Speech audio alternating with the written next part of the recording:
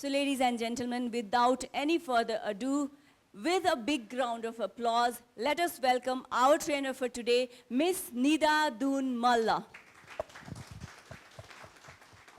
So so we had prepared a module for all of you. I believe you haven't received it. You received the module on your phones. So I would recommend you take out that PPT file and it'll help, it'll give you a reading guide as I speak. So if, I get boring or you lose track of what I'm saying, you can always refer to the module. I'm very passionate about legal risk management because I honestly believe that, lawyers don't come in only when you have disputes or when you're fighting another party or when you're in trouble. It's very important to start doing your legal risk management right from the beginning. Like we say, prevention is better than cure. So that's why I've designed this session today, this module today, to reflect that thinking so that you guys are able to scale your businesses or run your businesses keeping basic parameters in mind so that later on there is no trouble for you. Of course, we can't anticipate everything, but whatever we can anticipate, we've given a basic guide for that, and you can have this as a handy brief in hand to refer to or give it to your operations team just so that they can keep these things in mind. All right. So, correct. So about me, Rupali ji has already given such a wonderful introduction to me. I don't feel like repeating, but I would like to quickly introduce my team. So if you are not able to reach out to me directly, you can always reach out to them. I have with me Sunil. Sunil, can you get up, please? Yes, so Sunil is a seasoned advocate and he regularly runs around in courts and fights for people's rights when their operations have not been properly managed. So this is after the fact and Sunil will be able to help you with those things. He will also be able to help you with your legal risk management. Right. We have Bindu. Bindu has prepared everything today, everyone. So if you have any questions about the module, you please reach out to her. Right. Thank you.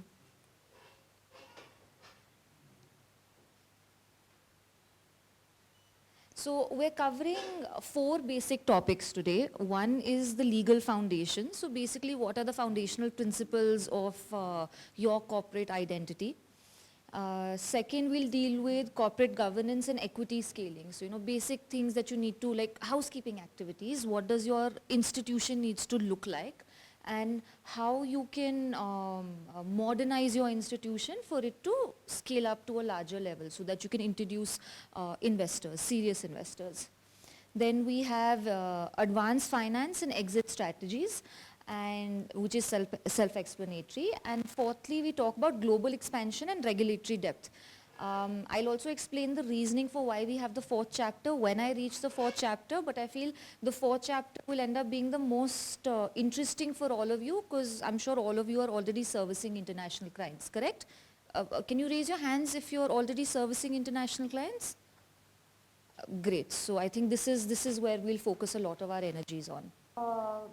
In Nepal, in the context of Nepal, there are certain kinds of special purpose vehicles, we call it in technical terms. I'll simplify it. There are certain kinds of entities that you can adopt for your business model. Tikcha, it's all good? If I start getting irritating, no, please tell me that, ma'am, the voice is irritating. Okay? So there are 3 kinds of, Tikcha, bhai? Echo. Better हुन्छ लामा गए खास गए you hello okay this is fine. So firstly let me understand how many of you are incorporated, how many of you are in the company format. Okay, so most of you. Right, so I'll skip through the other forms. This is very good because in order for you to scale eventually, it's very important for you to be in a company stage. If you're not in a limited liability setup, which would be a company setup, it becomes very difficult for you to attract serious investors because how are their ownership rights clearly defined, what are your liabilities, shareholder rights, especially minority rights are very heavily protected under the law. So when an investor is coming in, more often than not they come in as a minority shareholder, and these minority shareholder rights need to be protected.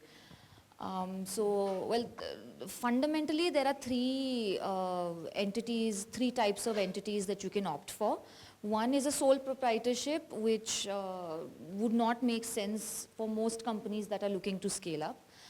Then there is a partnership firm. Again, it is unsuitable for professional investment to come in. That's why most IT companies or companies that are looking to scale up don't go into the partnership format. And lastly, we have the private limited company. Right off the bat, you don't go into a public limited format because the compliances are very heavy, and for a new entity that becomes difficult. So whenever we get queries from innovators that we want to set something up, how do we go about setting it up? We always recommend company, and company compliances, if you have a good team, they're relatively easy. So if you have a good set of lawyers, and I'm sure all of you do, it's relatively easy to do as well. So like I've been trying to explain, there are times when a private limited function becomes absolutely non-negotiable when you're looking at your own corporate structuring. Right, so we've understood why that's important is because when we are wanting to attract external funding, are all of us looking to eventually attract external funding, or are we looking to scale up in terms of operations? Funding, everybody's here to see how we can increase funding, good. Okay, so it's very important to have private limited for external funding. I've already spoken about it. Should I speak more about it, or should I skip to the next idea that I'm trying to communicate? Anna? All right. So, okay, I'll do it. So we understand the reasoning as to why we need a company setup, a private limited setup. Your OCR ends up being your starting point. All of you guys are already incorporated. You know this. What is the time bifurcation? I think I can skip through this, right? So OCR registration is how you start. Then you have three monthly compliance in the beginning, then 6 months, and then in the end you have a compliance annually. So annually is something that you will do every year. Please be careful not to accumulate fines because it creates an unnecessary burden. So these compliances do become important because when you go into compliance retrospectively, then you end up collecting a lot of fines, which is an unnecessary burden on your operations, right? So we should always, when we look at legal compliance or when we look at legal parameters, we always assess them from an operationals point of view, that if this goes wrong legally, or if I get this kind of a claim, what will be the impact on my operations? Because eventually you'll have to pay out either a fine or a settlement, or a compensation. So in those circumstances, it's an unnecessary financial burden on your operations, which you could have avoided by way of doing your legal risk management at an earlier stage. So please don't take compliance lightly, would be one advice I will give in the beginning. It's very easy to outsource, and in Nepal, it's relatively cheap also to achieve this compliance. So it's not a heavy operational burden or financial burden on your company. And so your annual compliances, your company compliances are important. Then are all of us IT companies, or are we doing any other businesses? Hajur? Health tech, fintech, health tech, so all tech and tech enabled, right? Now, in certain, say in for fintech companies or for health tech companies, there are other compliances that will also be required. So say for example, if you have a payments wallet, so if you are a PSP, if you're a payment service provider, then you need to get firstly you need to, yes? So then you need to meet the eligibility criteria as per NRB norms and NRB guidelines. And then you'll have to do basic compliances with NRB as well. And if say sectoral you are in healthcare, you may need, depending on what kind of healthcare facility you're providing, you may need approvals from the Ministry of Health. Right, so the general compliances that will be required for you would be your OCR compliances and then sector specific also, right? So say for example, if you're in public procurement, So then you have to adhere to public procurement parameters. So for that you need specific advice, right? So if you're, as an IT company, if you're applying for tenders, then there are specific kind of parameters you need to adhere to as well, and reporting norms for specific projects. So again, see, this becomes very important. Scaling requires layered compliance. It's, you know, when we talk about scaling, we have pitch desks and we learn elevator pitches. And what we forget is that, you know, at one of my organizations, I'm also in our Confederation of Nepalese Industries. We do a startup fest every few years, and we do a pitch test there. The biggest problem that we face is that we get startups and we get investments. Last year we had 100 crore investment pool. Unfortunately, nothing got invested. The reason being that when startups get selected and we do the due diligence, now if I'm putting in even 10 lakh rupees of my hard-earned money in anybody's business, I will do my due diligence. I will look at their performance as a corporation. I will see what are the compliances they've done, they've not done. It massively impacts your valuation as well. So I may have committed 10 lakhs, but then I may not be getting a bang for my buck.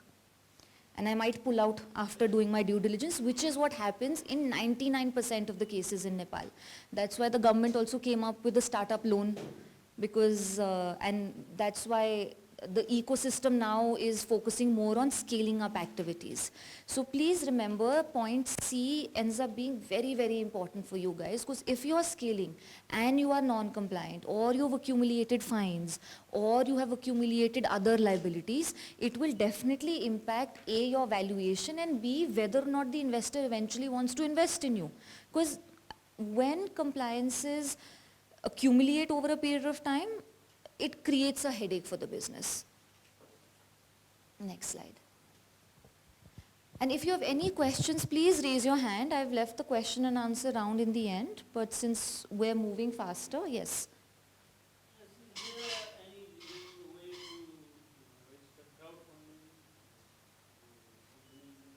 No, unfortunately, crowdfunding is not allowed, may not be the right word, but it's not regulated, which means it creates a gray area specifically for IT companies. So crowdfunding for equity investment is not yet regulated. In fact, sometimes the regulator sees crowdfunding as something that would be an activity of a public limited company, because essentially what happens on the stock exchange is a sense of crowdfunding, right? So we give out our equity and we say this is where you can give in more money to the company and own a stake in the company. So traditionally, crowdfunding is seen in the context of corporate law. Right. So when we talk about funding, sir, we speak about, when we talk about funding, we speak about either equity injection or debt injection, right? So donation is what an NGO takes, not a company, right? Can you open crowdfunding site for? No, like your short answer is no. If you're a profit-making company, you should not do that. For the non-profit you can do? But you need to be registered for that, and then where you're taking your funds from becomes very important in the context of Nepalese law. So it's basically like Indrai Pathao in the past, like they don't have a law, but they operated in Nepal. So if somebody does, what happens? I don't understand your question. Like if somebody is doing crowdfunding right now, Yes. so like in Nepal there was no right sharing law before, but people are running it. I would very strongly recommend you don't do that. It's illegal. Oh, okay, Don't do it. Okay. They are raising, publicly they are raising, and one of the biggest company, they raise more than 80 crore in the from the market, and lots of hydropower. They are also sourcing the investor, like equity partners. Right. And this is doing in the openly and publicly. You are saying that there is no any provision for the companies to gain crowdfunding, and how can we understand? Okay, so I'll help you understand this. Now, there are two ways of doing placement for investment. It's either through private placement or through public placement. And how we understand public placement is that when it is not advertised publicly, right? So say for example, right now this is a public platform. So if I'm saying, oh, my company is willing to give out, so many shares and I'm looking for investors, please come in and invest. Technically, I can't do it. But if I go sit at that table and say, okay, hi, nice to meet you, I'm Nida Doon Malla, this is my company, this is my idea, I'm raising funds. That is a form of private placement, right? So it's the same setup, but the difference is I go and sit in a closed crowd, whereas here, this is an open setup, I am being recorded, this will be on YouTube, right? So that becomes publicly asking for investors like that. Right? That we can't do. When we're doing pitch desks, we're doing it in a closed setup. When you go to Shark Tank, that will be a closed setup because you're asking those 4 people for investment. You're not asking the entire audience for investment, although you may be in a way, but not directly, right? So we need to understand this in the form of private placement and public placement because, especially something like a hydropower project, it takes crores and crores of rupees and you can't expect just one individual to shell out that much money, take on that much risk, and then start an operation which may or may not be profitable, which in most likelihood, may or may not be profitable. But so that is where you like to diversify your risk by way of getting more investors on board. That's why you'll see in bigger projects, either you have institutional investors like say banks or governments, or when there are individual investors, they end up being many investors in those cases. Right, I'll move forward. Okay, so now this is very, very important. Your IP is your lifeline, especially for tech companies. Your IP is your gold mine because your product is through your mind and is tangible only in terms of say your code or the eventual product that you create. Now, your software code is your copyright. And how many of you have employees in your company, or are you the whole and soul brain of your company? How many of you have employees who are generating code? Everyone, great, most of you. So you have employees. In your employment contract, it's absolutely mandatory to have a IP clause, have a copyright clause. Why? When I as an individual am generating any kind of work that will create copyright, I am the owner. It's what I have generated. But if it's my employee who does it, who's doing it on my company time, who's getting a salary, or who's getting a retention amount, and you can do this with consultants as well if the consultancy agreement provides for it, right? It's important for you to own that IP, and in order for you to own that IP, you have to have that contractual clause. If I am generating any kind of intellectual property, specifically in terms of copyrights, I have the right to assign it to someone else. But if I don't assign it, I'll end up being the owner. Which means even if I'm drawing a salary from someone, they are not automatically the owner. Now the word is not automatically. This is where it will get heavily litigated. We can talk about one example we had used, right. A very famous example is the Winklevoss twins and the Facebook dispute, if you remember, if you've seen The Social Network is the movie, right? So that's a very, very famous dispute that where the Winklevoss twins alleged that they had hired Mark Zuckerberg to create a similar code, the code that he stole and started the Facebook. Now, this was heavily litigated and heavily negotiated, and the settlement amount for this was $65 million. I'm sure none of you want to be in a similar position unless your product is gaining you so much money that $65 million doesn't seem like a big amount, right? So in this case, it's very important both for the engineer and the company to be very clear on who owns the copyright and at what stage. Right? So this is a non-negotiable. Whenever you're hiring someone, whether it's an employee, whether it's a consultant, always have the copyrights clause. Right? We'll move forward. Okay. So your trademarks again are very, very important. And especially, it's very simple. You have a brand.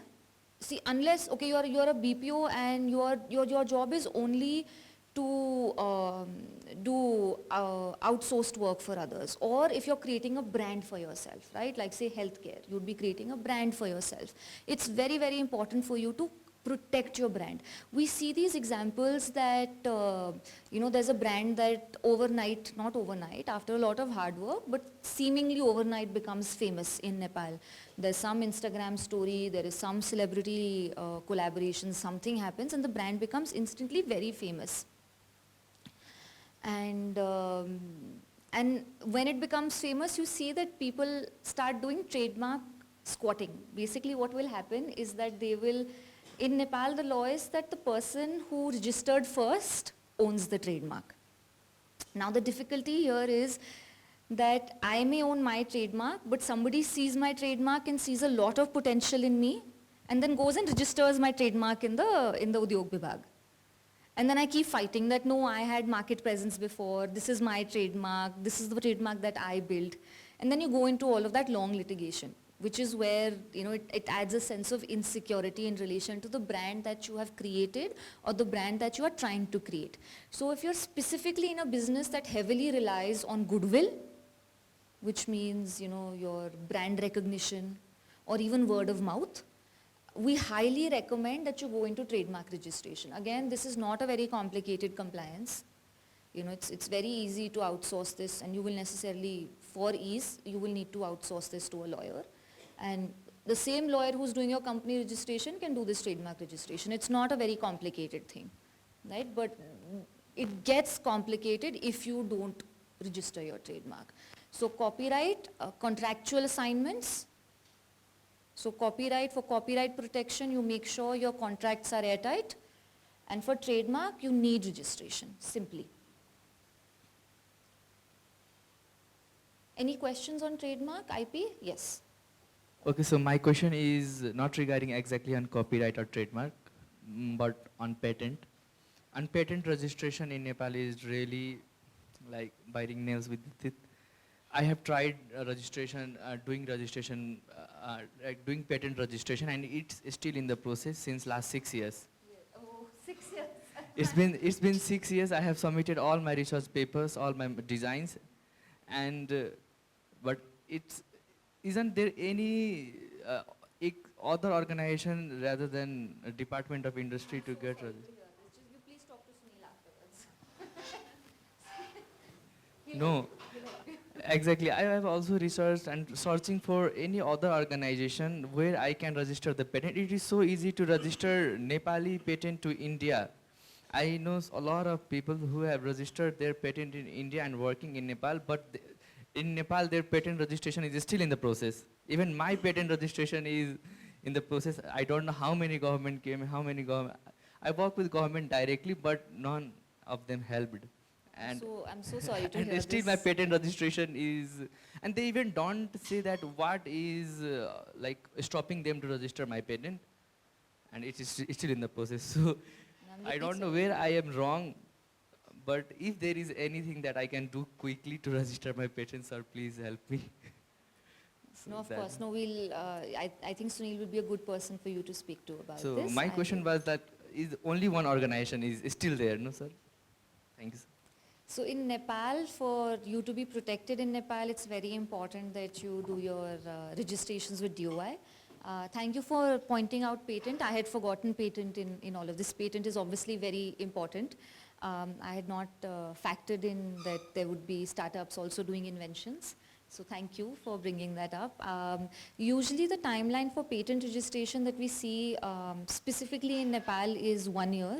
6 years is unheard of. So I think there are specific issues that we may need to help you out with. So Sunil will be a great person for that. He regularly visits the DOI. He may not have the same opinion of DOI that you may have. So, because we do tend to see that the government does try to work towards making things happen. And in our reality may be that, our reality is that it's not as smooth as we'd want the services to be, unfortunately, but this is the reality we function under, unfortunately. So, but please speak to Sunil, he'll be a great person for this. Right, so we've spoken about IP disputes, mandatory IP clause. So in your modules, I've given a draft mandatory IP clause, right? Just cut, copy, paste and keep it in your employment consultation agreements, right? Yes. So in Nepal, like even though there are like trademark and copyright laws somewhat like protects us, there's an issue that like if somebody has a new idea, it is easily copied. So we see many clones. Okay, my idea I would say like if it is somewhat successful, like somebody else is already copying it and they're doing that. So is there any way we can like protect that, just like in that Facebook and to like if we sue to case saying how long it will like last and like is it easy to get out get out of it? See, so I don't want to hate on my brothers and sisters doing dispute work, but our practice is to avoid disputes because dispute resolution, the traditional sense of dispute resolution, unfortunately takes a lot more time than business operations would be able to sustain. So unfortunately, it's better to avoid that route. That's why we cover our bases beforehand. And oh, please have a seat. You don't need to stand. And so your question was in relation to? Is there any way we can protect it Ideas, how we protect ideas, your confidentiality clauses.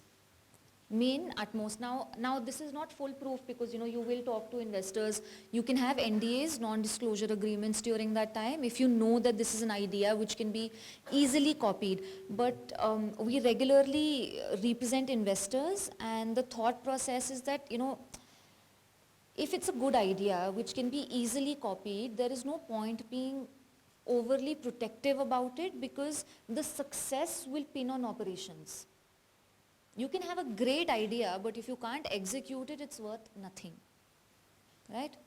So the basic protection for you are your NDAs, your employment agreements will have we given draft NDA clauses?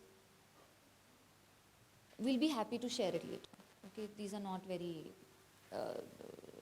trade secrets. So you can have your confidentiality clauses. I think we are speaking about perpetual confidentiality as well.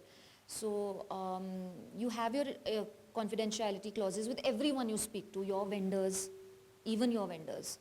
And you form your contracts and because you are the customer, you are in the bargaining position to say, no, this is how I want my service. Unless you're speaking to someone, say like Microsoft, who is such a large organization and the business that you are giving them is too small, so they wouldn't care about changing contract terms. But please always have your confidentiality clauses. These are the clauses that will protect you for a very, very long time. And my advice as somebody who's seen transactions for a very long time would be that don't be too pedantic about the idea in terms of protecting it. You need to protect the execution. Because if your execution is zero, for an investor, your ideas really doesn't mean a lot, right? So, and this is for everyone, that your ideas are great and of course they need protection and that's why you have confidentiality clauses. But practically, everything comes down to execution.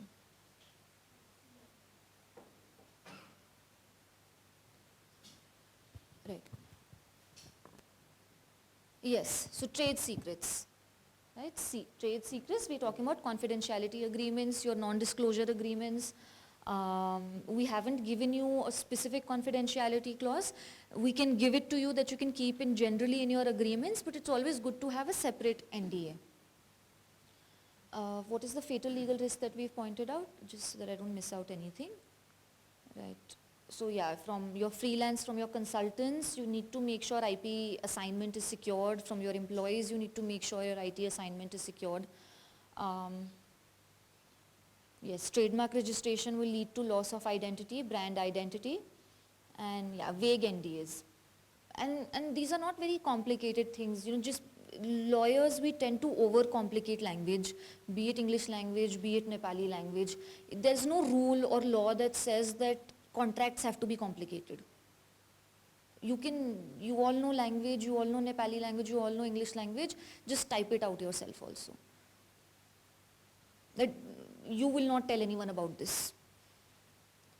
It's our job to get it enforced, right? But at the same time, if you can afford it, always feel free to consult lawyers. And small advices like this, lawyers will not charge, usually. Like lawyers they study law so that they can help people to begin with, and eventually obviously everybody needs to earn their bread and butter.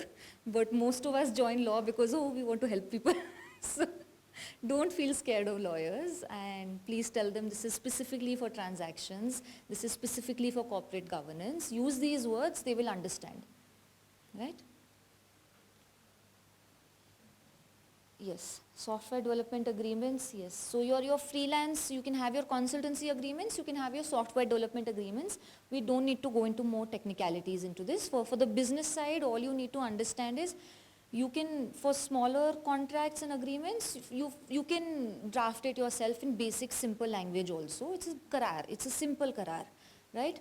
And, but don't shy away from speaking to your lawyers. Lawyers come from the perspective of wanting to help people, and for small things that you can even Google yourself or use ChatGPT for or use Gemini for, lawyers are not going to charge you for this, because we understand that it's freely available for especially intelligent people like yourselves. So it's, you're very AI enabled, and it's very easy. So don't shy away from accessing non-disclosure agreements, confidentiality clauses, your intellectual property assignment.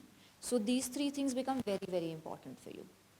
And compliance, that you need a lawyer for, and that you please go ahead and with your annual company compliances and your trademark registrations, patent registrations. And yes, relative to copyrights and trademarks, patent registrations are relatively cumbersome, but they do take place in Nepal. Recently we got a certificate, right? So I don't know why it's taking 6 years, but we'll help you navigate this for sure. And I'm sure any lawyer, so that's why please feel comfortable accessing legal services. I understand lawyers have this image of being, not friendly, but we're very friendly people. So please feel free. Right, so your basic laws, Electronic Transactions Act. Do you guys like reading? Is this, in this room, do you guys like reading books, storybooks, Harry Potter, right? So for tech companies, I will just say, and I always say this, and I tell all my clients this, you read this law. Before you go to sleep, 1 hour, just read it. I know it looks complicated, but give it a shot. If you read the newspaper in the morning, you can read this also. And laws are in Nepali. Most of the technical laws, they are available in English as well. So whichever language is comfortable for you, please feel free to access that.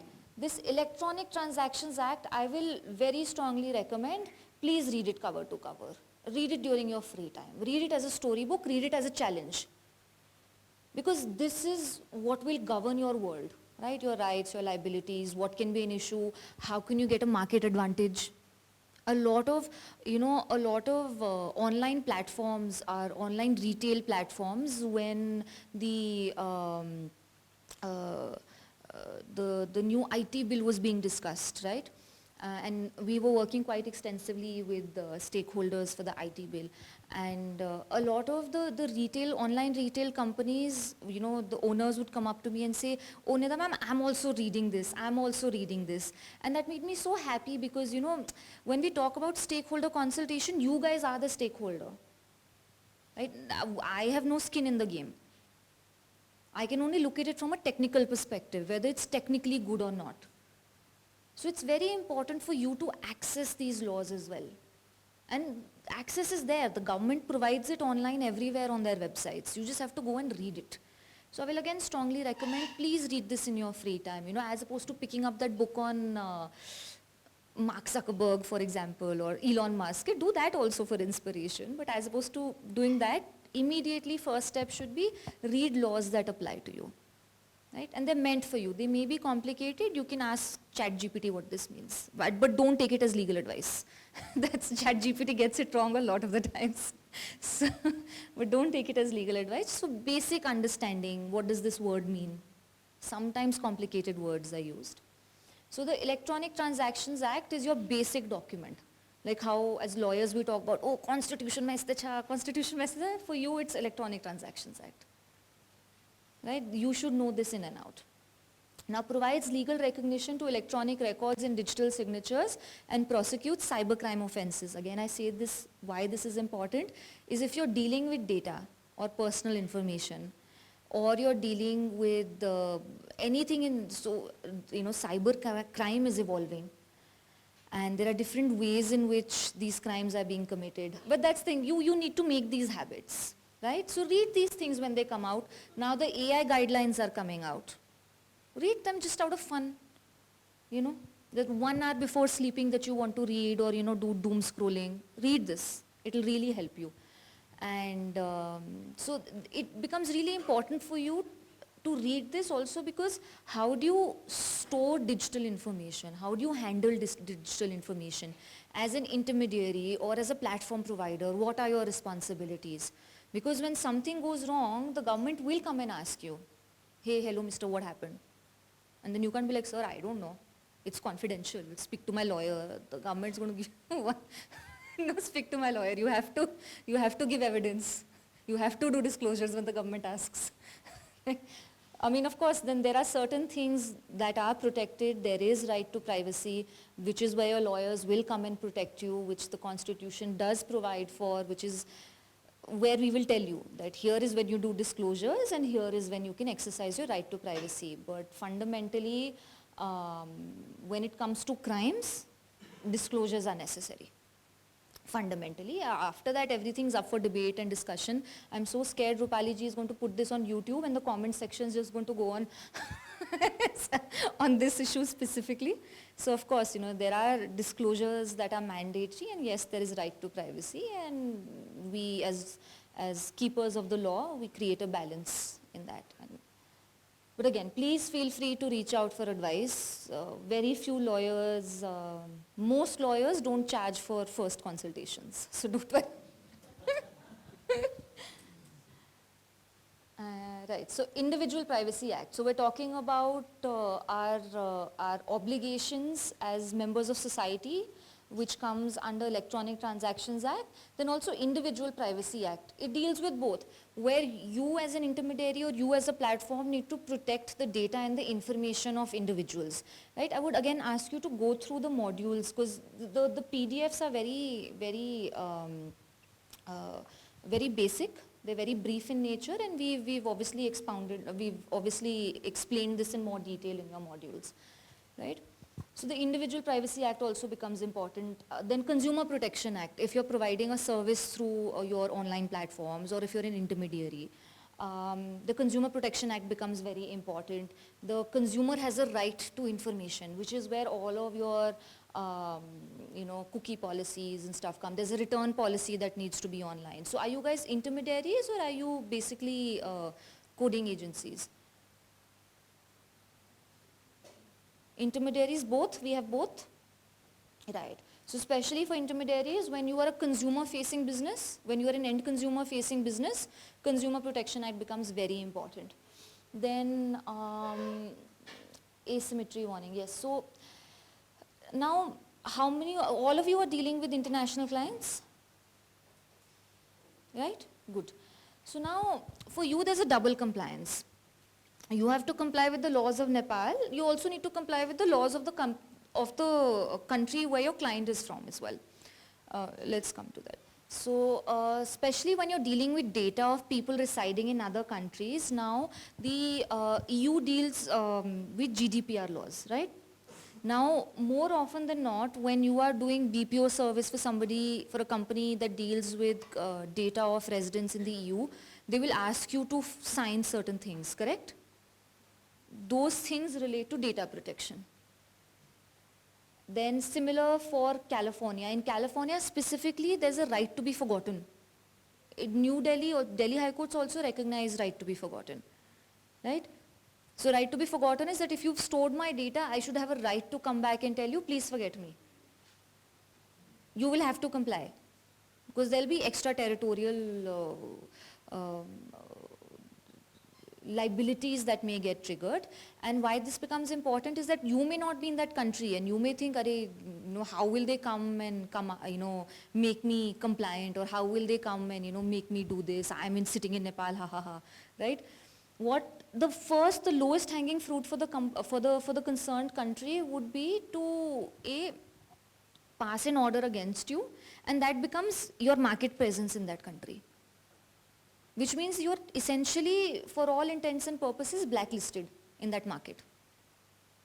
So if you want to grow in that market, these compliances become important. So just read those documents. Those are usually standard documents.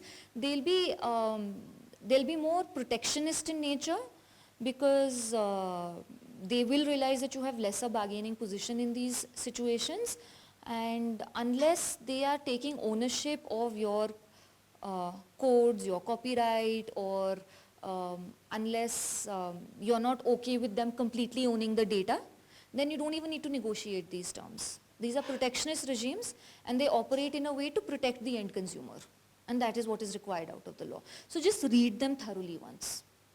Don't wait for your companies to have a legal team. Till you can't afford a legal team, you have to do the hard work yourself. Right? So you read those documents. My session may become a bit boring. Please feel free to yes question.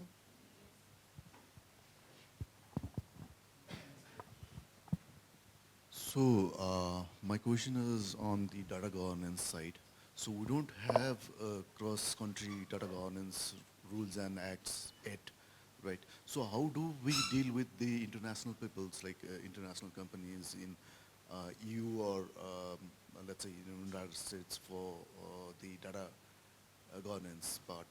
So I understand, please correct me if I'm wrong. Your question is about having intergovernment treaties, and since we don't have those, that's a very valid question, and especially when we're dealing with international stakeholders, their first question is, do you have a mutual legal assistance treaty, say for example, which ensures that court orders or government orders passed in the home country are implemented in our home country, so the other party's home country I'm talking about.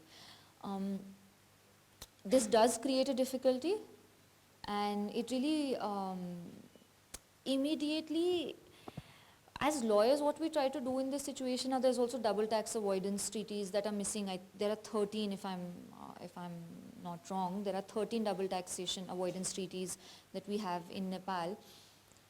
Immediately, what we try to do is try to create contractual protections for both parties, and then now where will the dispute, if the dispute arises, where will it be litigated? We try to come to an agreement. Firstly, I have a thumb rule. Now, different practitioners have, because these are very technical terms and you will find a lot of difference of opinion here.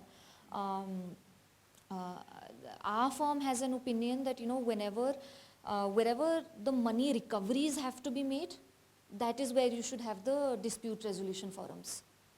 Because in order to take out money, you need the permission of the government in that country. So it's easier to, if you're adhering to the laws of that country, and if you're going to the forums of that country, the dispute resolution forums of that country, it becomes easier to take out the money, right? The thumb rule is that for us, at least that's what we apply, and we've seen a lot of success in transactions when it comes to this. A lot of the international players will insist on the dispute resolution being in their home country, and then you just have to, as well-wishers, you can just inform them of these issues, and then this is the contractual risk that you take on yourselves, and then it's the risk that they've taken, right? Having said that, it really boils down to having conscious leadership. Right, so if you're dealing with, say, the Department of Industries, or you're dealing with specific departments, it's very important to constantly engage in this dialogue and talk about the need for certain things. That's what we do. We call policy advocacy, right? Change of law is not, it's very easy to blame. It's very easy to say, this is missing, that is missing, this is wrong, this is wrong. Gaf garna sajilo cha. Simply put. Real action happens when you're doing stakeholder engagement and you're doing it respectfully. I very strongly believe this. So we have private sector entities that deal with policy dialogue, that are constantly talking loud. So this outward remittance happened purely because policy sector forums were engaging with the government and said we need this. So IT companies now can have outward investment in a certain regulated way because the private sector went and engaged with the government and said this is what we need. And honestly, for these technical things, it really doesn't matter who the government is. Because at the end of the day, whoever is sitting there would want to do something that is beneficial for everyone. So have these engagements. As individual firms, when you speak to government stakeholders, it's very easy to get angry. It's very easy to say, "Yeah, je paite chali raha cha." And please excuse my casual language here. But it's very easy to have that, but it's also not very difficult to sit down and say, "Sir, yo kura pani चाहिन्छ हामीलाई." It's not very difficult. And these things are needed, and that is what we do. That's why somebody like Sunil who sits in DO and says, "Sir, but के problem छ? के solution निकाल्नु मिल्छ हामीलाई?" Legal solutions, right? The other question around it only is like, we don't have cross-border governance, data governance rule and regulation, right? But if I'm working for, let's say, Singapore or Middle East, right, they have their certain parameters. How shall we deal with that things on the legal perspective? So again, another thumb rule is that if you're dealing in international private law, or you're doing any kind of international trade, or you're dealing with any kind of international players, so to speak, give them a patient hearing as well. Sometimes it's beneficial for you to adhere to the outside jurisdiction. And sometimes you have to, especially in data protection laws, you have to sign those clauses. Because they just simply won't do business with you. And for good reason. Those laws are in place for very good reason. Because the abuse of the internet, and we see on the dark web, can really lead to really gruesome crimes. Right? So it becomes very important to adhere to these laws. And just because these are the laws of another country, we shouldn't shy away. When a foreign player comes into Nepal, they adhere to our laws. They have to. Simply. Right? Corporate governance. So we're moving into a new chapter altogether, which is corporate governance. So the foundational principles we've dealt with right now, and now we're going to talk specifically about how do you do equity scaling, right? Now, one buzzword, keep in mind, corporate governance. When you talk to your advisors, when you talk to your mentors, when you talk to your lawyers, when you talk to your accountants, the moment you say corporate governance, their ears will just rise, like, wow. Because, it's a fun topic for a lot of people, especially in our professions when we go in. It's like, yeah, we'll do this for you, right? And then we immediately understand what your need is. So just corporate governance. Right, so let's start from the beginning. I'm going to have some water. We can have your co-founders understanding agreements.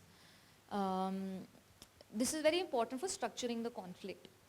We also understand this as shareholders agreements, and it sounds like such a big word and it's not very complicated. Anything that protects you is not complicated. Just as a business owner, as somebody who wants to earn that FU money, nothing is complicated.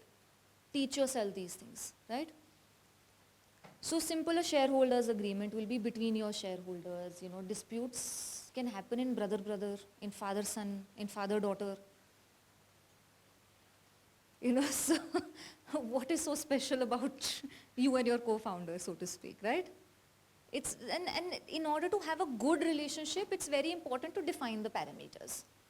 Have your shareholders agreement, simply. And it's really not that complicated. And you have to tell yourself that, educate yourself about it, and obviously access the services that enable these things for you, because they will give you long-term benefits.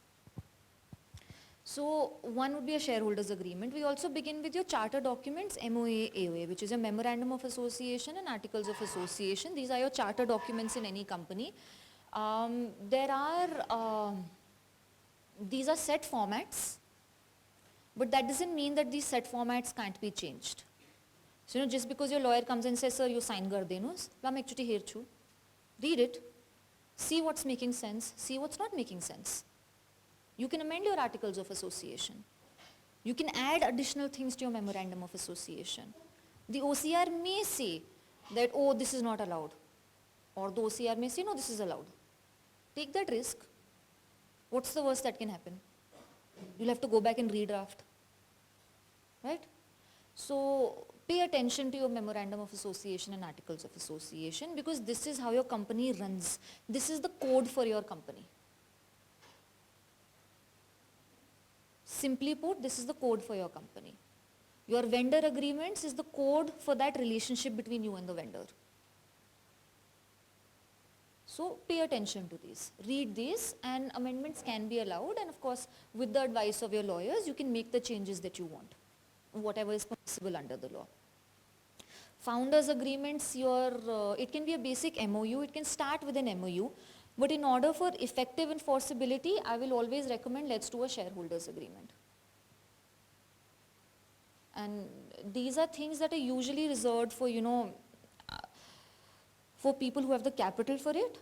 The idea of what we're doing today is letting you know that it's easy to access regardless of whether or not you have capital. As long as you are feeling confident enough in yourself. So educate yourself, simply.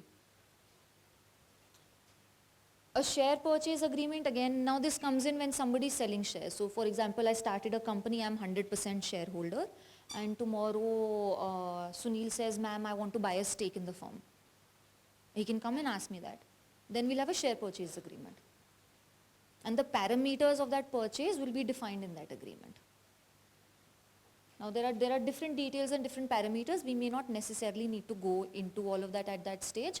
But take these buzzwords, SPA, SHA, MOA, AOA, go Google it, read about it, educate yourself about it. It's really very easy, it's not very it's literally not rocket science, it's not engineering, it's very easy. So just educate yourself about it. Okay, now why these founders agreements or these shareholders agreements become important? I again want to talk about a Facebook example, which was the sovereign vesting dispute. This was again very beautifully captured in the Social Network, the movie. I'm sure most of you have seen it, right? So in this, the guy who played Spider-Man, he's playing this character. So yeah, so it's that scene, right? That boardroom scene. So you start off as founders, you start off as partners, and it's, ekdam Ramailo Bhoira cha. And then one person says, no, I want to get married and join the family business. Bro masak dina. You hustle masak dina. Honu sakcha yo kura. Then what do? Right? Then, so in the beginning you start off, bro, we are 50-50 partners. And you have worked for about 4 years, and the 50-50 partner says, bro, I'm exiting. Then you give him value for the entire 50%. You've created a brand value. You've raised some equity, so you've gone down from 50 to say what, maybe 30 each. Right? So in those cases, we can have our vesting clauses. That in the beginning, you will have this much. And after 1 year, you will have this much, or you will have a right to claim this much, right? Or you will have a right to start claiming successive tranches. So we call these cliff and vesting clauses. These may be a little complicated. This is where you will need the help of some advisor. It can be your mentor, it can be your lawyer, right? But these become a bit technical, right? Because it deals with when shares are going to be issued, when they're going to be called firstly, then creating of rights. So it also creates whether contracts can allow for certain things or not allow for certain things, right? So you figure out the parameters that work for you and then start talking to your advisors. But it's also very important to seek accurate advice, especially when it comes to technical things. What I'm trying to do here is make it accessible for you, try to make it easy for you, that Please read about SHA, please read about SPA, please read about your MOA, AOA, please read about patent, please read about trademark, please read about copyright. But certain things when they become technical, then don't leave it to guesstimation or hawagaf, basically. Then you go to professionals. And it's worth it to shell out some money. And a lot of good law firms in Nepal give this kind of advice for free also. It's pro bono work for us. It's good for us to see that the economy is doing well. Right now we're not running after the little matter. Right? So you can access the better law firms. Right now I don't want to name them here because again YouTube comment section, but, but I'm sure you know which they are. And please, most good lawyers are happy to help out young and upcoming startups. It gives us a sense of purpose. So this is why I went to law school. Honestly. Right? So these some technical things you please access professional help. Anything here? No? Yes, please. We've met before. Yeah. You were at our startup fest. Yeah. Yes.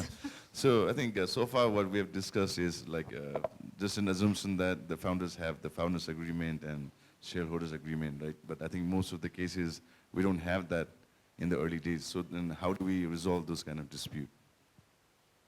Firstly, I'm so impressed by their startup. I really wanted to invest in it. I just didn't have the money value to invest in their startup. So I'm so happy to see them here and obviously wanting to scale up further. Thank you so much. And yeah, sorry, your question is, in case there is no agreement, and how do we deal with those disputes? Well, you look for, then your only recourse mechanism here would be an ADR, alternative dispute resolution method, which is ideally you would go into mediation. And not court-ordered mediation, but just self-ordered mediation. So we go back to the system of getting an elder to resolve a dispute between brothers. So it's because your protections then are very less. Then you fall back to your charter documents. And under our law, even one shareholder has the right to question your management. Under our law.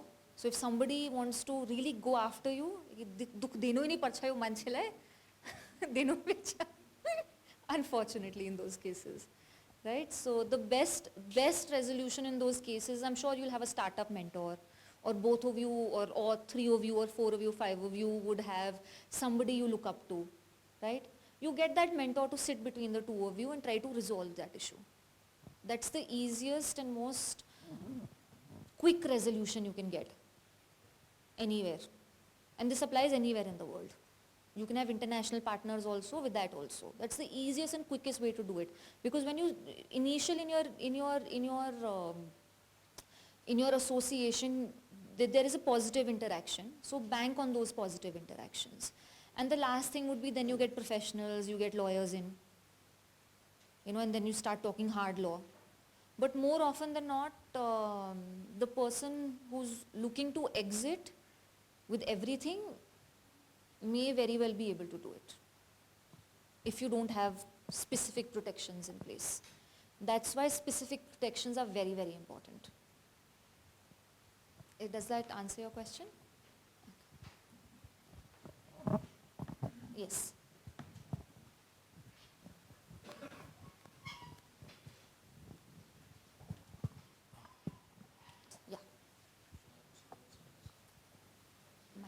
Okay, my question was on ESOP. I think it's ESOP? Okay, let me cover ESOP then.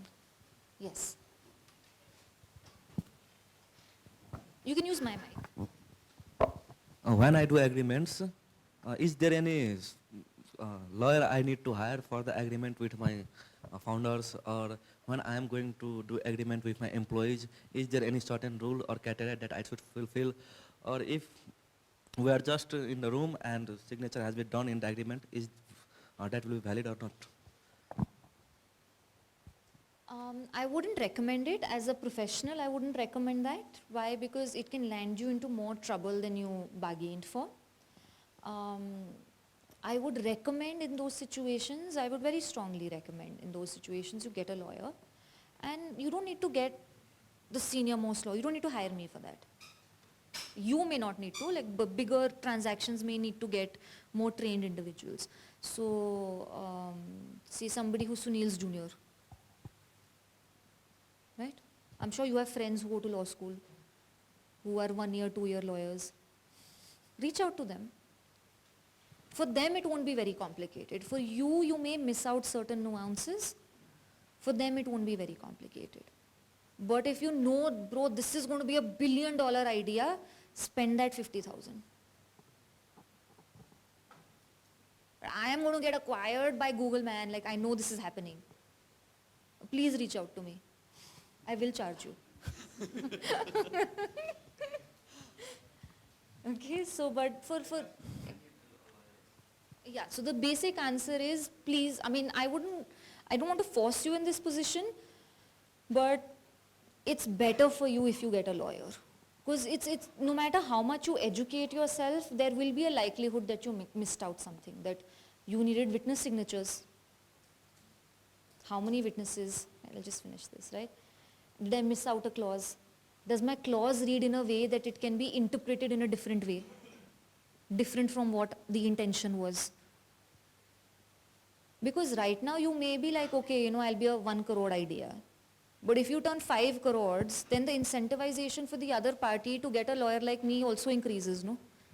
So, then I can be like, clearly this is not drafted in a way that this is the interpretation. Right? And then there are specific interpretation tools that we have to adhere to. Right? So, I would recommend, don't shy away from your lawyer friends. I'm sure all of you have friends who've been to law school. Right? So just speak to them. They will have a look. Right? And review of contracts is not a very expensive service also. Right? So this is another way how you protect your idea, is you get help at the right time. You know? Question? Sorry, you want to have a follow-up? For employment contract, yeah. Can I just make the contract and sign with employer, or for that purpose I need to hire a lawyer? So the lawyer will not be your witness. I mean, you can have a basic template, which one of your lawyer friends does for you, right? And you can replicate that template. And so you don't need the lawyer to be a witness. You don't need it every time. You just need for that one time. And yes, if things are getting technical, if for that specific transaction something is changing, then it's really not that complicated. That's why I keep on saying this. I think the title of this session is, it's really not that complicated. So please feel free to access legal help. Oh, how sweet, thank you. Or you can ask me during break also. Yeah. I have a question. Actually, you said that we need to do an agreement with the shareholder, MOU with the partners, and we did this. We raised a fund through the angel investor, and now my shareholder or partner wants to exit, and we did the 5 years agreement with him, and company is in loss. Yeah, we received the debt as well from the angel investor. And how can we settle with the partners, my partner or shareholder, in that situation? Okay, so what I'll do, it seems very specific to your business. Let me address this later during the tea break, separately. Is that okay? Because I really need to get to ESOPs now. Okay. All right. It seems very specific, and we can talk about exit strategies. We have Bindu, we have exit strategies later, right? We have it. So I'll talk about exit strategies at that time more in detail. Okay. ESOP, good. ESOP. He's like, please, ma'am, ESOP. So 2.2 ESOPs, guys. So employee stock ownership plan or sweat equity. Now we need to understand this. Companies Act in Nepal, you don't need to go through Companies Act. That's too technical. You'll have too much information for this, don't worry. But if you really start enjoying and start thinking maybe I should do law, you can pick up the Companies Act, nothing's stopping you. So your sweat equity for domestic sweat equity is absolutely allowed. The Companies Act recognizes shares in relation to non-cash exchanges, right? So this is where your hard work comes in, and your hard work can be rewarded. Right? Now simply put, in your employment agreements, in your contracts, you have ESOPs. I'm sure all of you got offers from international companies for employment. Right? Most of you, I'm sure, who's sitting here had some option or the other. They would also offer you ESOPs, especially the bigger companies. Right? Depending on what talent level you were being acquired at. Right? So basically we go back to the earlier example. We talk about vesting and cliff. Right? In this, now your ESOP agreements, your employment agreements, if they have ESOPs, become a bit technical. Here I will recommend that it's a very, very good business expense for you to hire somebody who's very senior, who's technically sound, who can help you with this. Because this is very technical, okay? If you want to offer this, when do you offer this? That when you have somebody who's so talented, you don't want to give that person equity, but you don't want to give that person equity immediately, because their commitment you are not sure of. So you offer them ESOPs. That bro, initially you work for 1 year. You work as an employee. After 1 year, you have a right to start collecting shares. So after the second year, you collect this much. After the third year, you collect this much. After the fourth year, you collect this much. And every time you collect the share, you have a lock-in period. That you can't encash these shares for the next 10 years, for example. For example. 10 years may be too long, but just giving an example. Right? So how this works is in circumstances where you have a very talented person, but there's a trust deficit for whatever reason. It's a new person, you haven't known them for a long time, or the value of your brand is already so high that you don't want to immediately dilute it. Not the brand, sorry, your equity stake. You don't want to immediately dilute your equity stake. You want to see some kind of commitment from that person first, right? And that person doesn't have cash commitment that they can give. They can only give hard work commitment. Then you go for ESOPs. Sometimes hard work commitment you want to give equity, fine, that's also fine. Then we can also create shareholders agreements where we create protections. But general parameters is when there's a slight trust deficit, it's a new person, or you want to really, really avoid dilution immediately for whatever reason. Right? So these are the two parameters when you go for ESOPs. Or if there's an old employee who's been there for a very, very long time and you want to reward them. Right? They're getting disgruntled by the whole grind. I work so much, I get nothing. Whatever could be the reason. And you want to commit ESOPs to them. So that's another reason why you can go for ESOPs. Again, in this, what you will do is you will have, now depending on the circumstance, if it's an old employee, you might want to waive off the cliff period. Might, again. And this is when you have honest discussions with your lawyer. Very honest discussions with your lawyer. And then it becomes our job to give you protections. Contractual protections, which are backed by statutory law also. So, circumstances under which ESOP should be exercised, we've explained. Now, how does it work? I'll recap again. You create a cliff period. After the cliff period, you do vesting. And you do tranche vesting. And the questions the lawyer will ask will be so that they can figure all of this out for you. Again, hiring a lawyer would mean you're saving your time also on technical things. Okay, so these are your basic HR compliances. SSF registration is mandatory. You have to do a labor audit, especially if you are looking to be acquired at some point of time, or if you're looking for a large investor.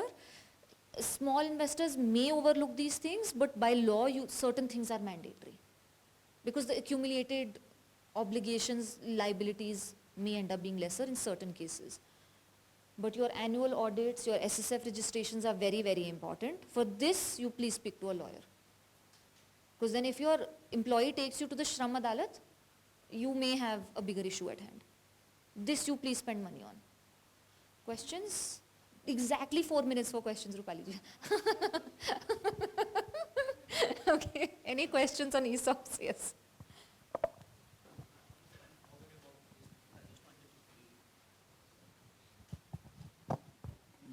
Just obviously I'm aware about this already, but just I wanted to take a note from you. So, for an example, a person from India is helping me out in my project. So, and he's a co-founder, but we can't policy-wise make him co-founder in the Nepali company unless and until he invests more than 10 CR of the purchase. So, we have figured out कि हामीले ESOP पनि दिन सक्दैनौँ. So what my law suggested me is कि we can register either in one category of tools, which is कि त हामीले app based app वा website based service प्रदान गर्छौँ, त्यसमा चाहिँ हामीले उहाँलाई इन्क्लुड गर्न मिलेन. अर्को चाहिँ हामी वेबसाइट वा IT सर्भिसेस को काम गर्छौँ भनेपछि त्यसमा चाहिँ उहाँको 10 लाखको इन्भेस्टमेन्ट गरेर चाहिँ हामीले ल्याउन सक्छौँ. So as an startup, bootstrap startup, you obviously want some fundings for us to come. So अब हामीसँग दुविधा के भयो भन्दाखेरि के अरे एप्स एन्ड वेबसाइटद्वाराबाट जाँदा चाहिँ हामीले उहाँलाई को फाउन्डर बनाउन पाएनौँ. अर्कोबाट लिएर आउँदा चाहिँ फेरि इन्भेस्टर लिएर आउन गाह्रो भयो र त्यसले गर्दा चाहिँ कम्पनीको उद्देश्य सिङ्गल वा मल्टिपल गराउनु भयो. So what's your take, what should I do?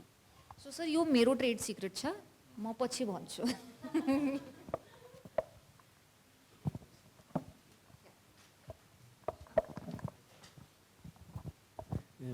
My question is regarding the legal aspects of skill-based gaming platform with cash payouts, but not gambling, but gaming. Is there any rules in Nepal to have got the skill-based gaming platform? So now this is very technical. We haven't dealt with this before, I think. I'll have to go back and check on this.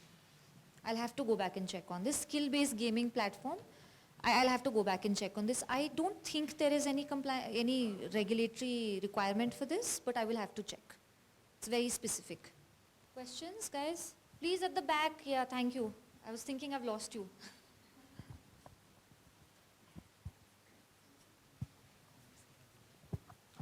Hello. Yes. मैले चाहिँ हामी चाहिँ take recruitment like recruitment साइडमा धेरै काम गर्छौँ अनि हामीले चाहिँ बाहिरको कन्ट्रीमा पनि नेपालबाटै लाइक फाउन्डिङ इन्जिनियर सिनियर इन्जिनियर्सहरू प्रोभाइड गर्छौँ अनि 1 वर्षपछि चाहिँ त्यहाँको स्टार्टअप्सहरूले नेपाली इन्जिनियर्सहरूलाई चाहिँ इसप अफर पनि गर्नुहुन्छ लाइक इसप प्रफिट सेयर र कुनै बोन्ड्सहरू उनीहरूलाई चाहिँ कन्भर्टेबल नोट्सहरू अफर गर्नुहुन्छ तर यहाँको इन्जिनियर्सहरू चाहिँ कन्फ्युजनमा हुनुहुन्छ कि लिगल बाउन्ड कसरी हुने यदि भोलिको दिनमा त्यो हामीले क्लेम पाएनौँ भने चाहिँ त्यसलाई चाहिँ कसरी हामीले लाइक कसरी चाहिँ उनीहरू लिगल्ली हामी बाइन्ड हुन्छौँ त्यो इसपहरू हामीले क्लेम गर्छौँ. सो त्यो पार्टको क्वेसन थियो.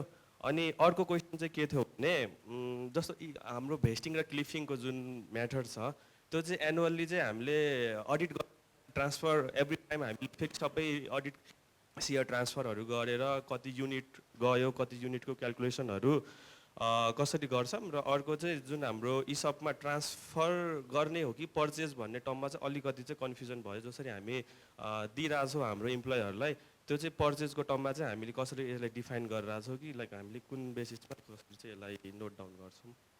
हजुरको 3टा क्वेसन छ. I don't want to forget. Okay, so first is in relation to international ESOPs. Now my question to you here is, are your engineers residing abroad? नेपालमै रिमोटली काम गर्नुहुन्छ like UK based Australian based स्टार्टअप्सहरूमा जसले चाहिँ उतैबाट funding लिनुहुन्छ उतैको founders हुनुहुन्छ. यसमा अलिकति पोलिसी लकुना छ and I think this is something we can discuss also with the government.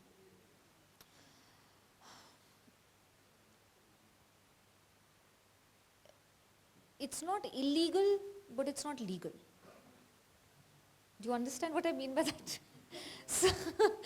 It's like पेपरमा बाउन्ड हुन्छ सबै म्युचुअल अन्डरस्ट्यान्डिङ हुन्छ तर सेफ छु कि छैन भन्ने चाहिँ जहिले पनि इन्सेक्युरिटी हुन्छ.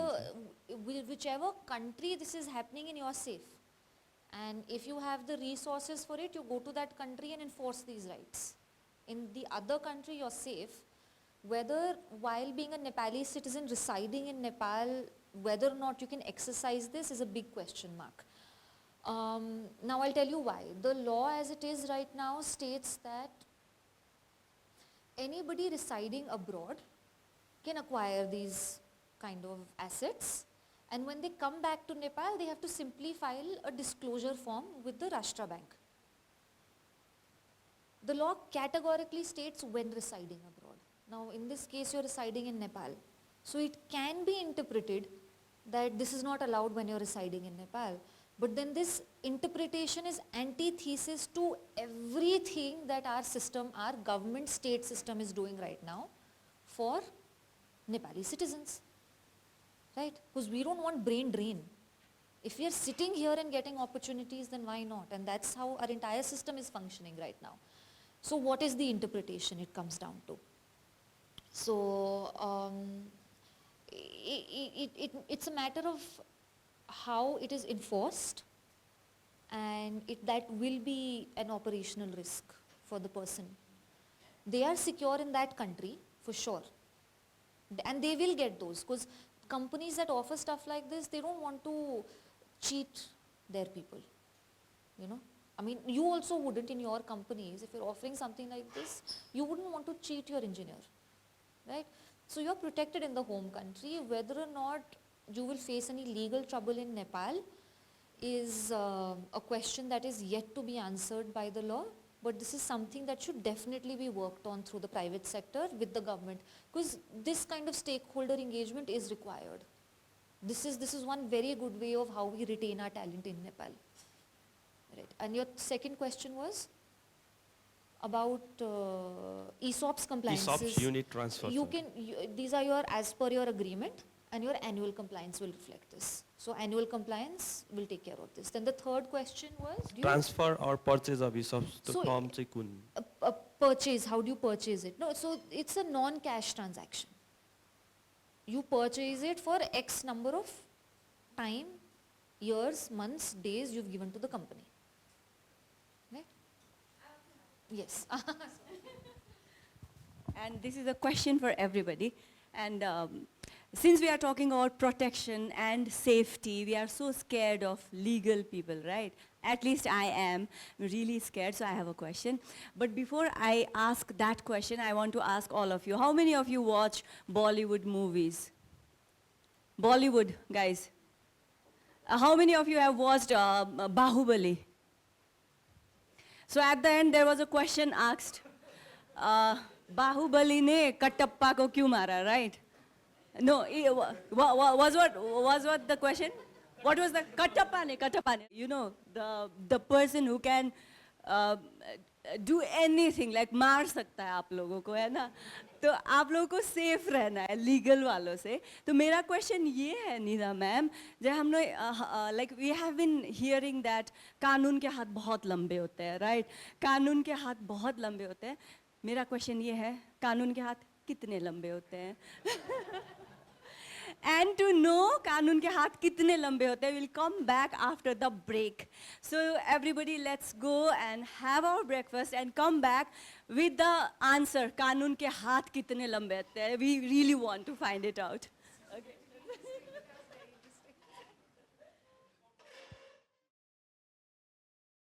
The second session, and let's find out the questions that I asked to Nida ma'am, hopefully, and I'm pretty much sure she will be able to tell us कि कानून के हाथ कितने लंबे होते हैं. Back to you. So goes without saying, कानून के हाथ बहुत लंबे होते हैं. अनि please कानूनसँग हात मिलाएरै राख्नुस्.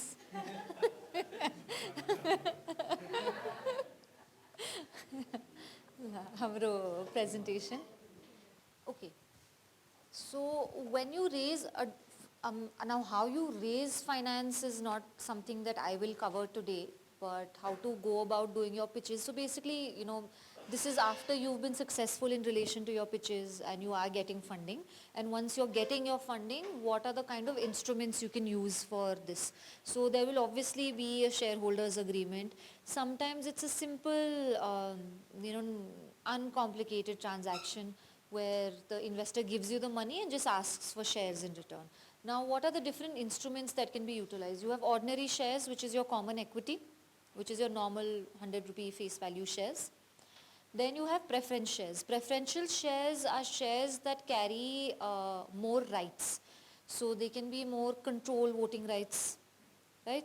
Then they have more, they have earlier payouts. You can even you can also fix the rates here. So you can create a ratio as well for dividend payouts. So preference share is basically preferential treatment. Those shares get preferential treatment over and above ordinary shares. And they preferential treatment in relation to rights and dividends, voting rights and dividends. So decision making and dividends, simply. Now again, there are corporate governance parameters for this which you don't need to worry about. By the time you reach the stage of preference shares, you already have a good lawyer. So these are things you don't need to worry about. We need to do basic compliances for preference share, which your lawyers will take care of. This you don't need to worry about. But it needs to be explicitly mentioned in your AOA. Articles of association, which is basically like it's your niyamavali, it's your bylaws. It's how the procedure of your company, basically. The procedure of decision making in your company, to be more exact. Now, secondly would be, these are debt instruments, are debentures or shareholder loans, so they can be loans from outside as well. So these are all debts. These are equity. Equity is different from debt. Do I need to explain how debt and equity are different? We understand debt and equity. One is a loan, the other is an asset, simply. Now, debentures and shareholders. Debentures are a form of loans.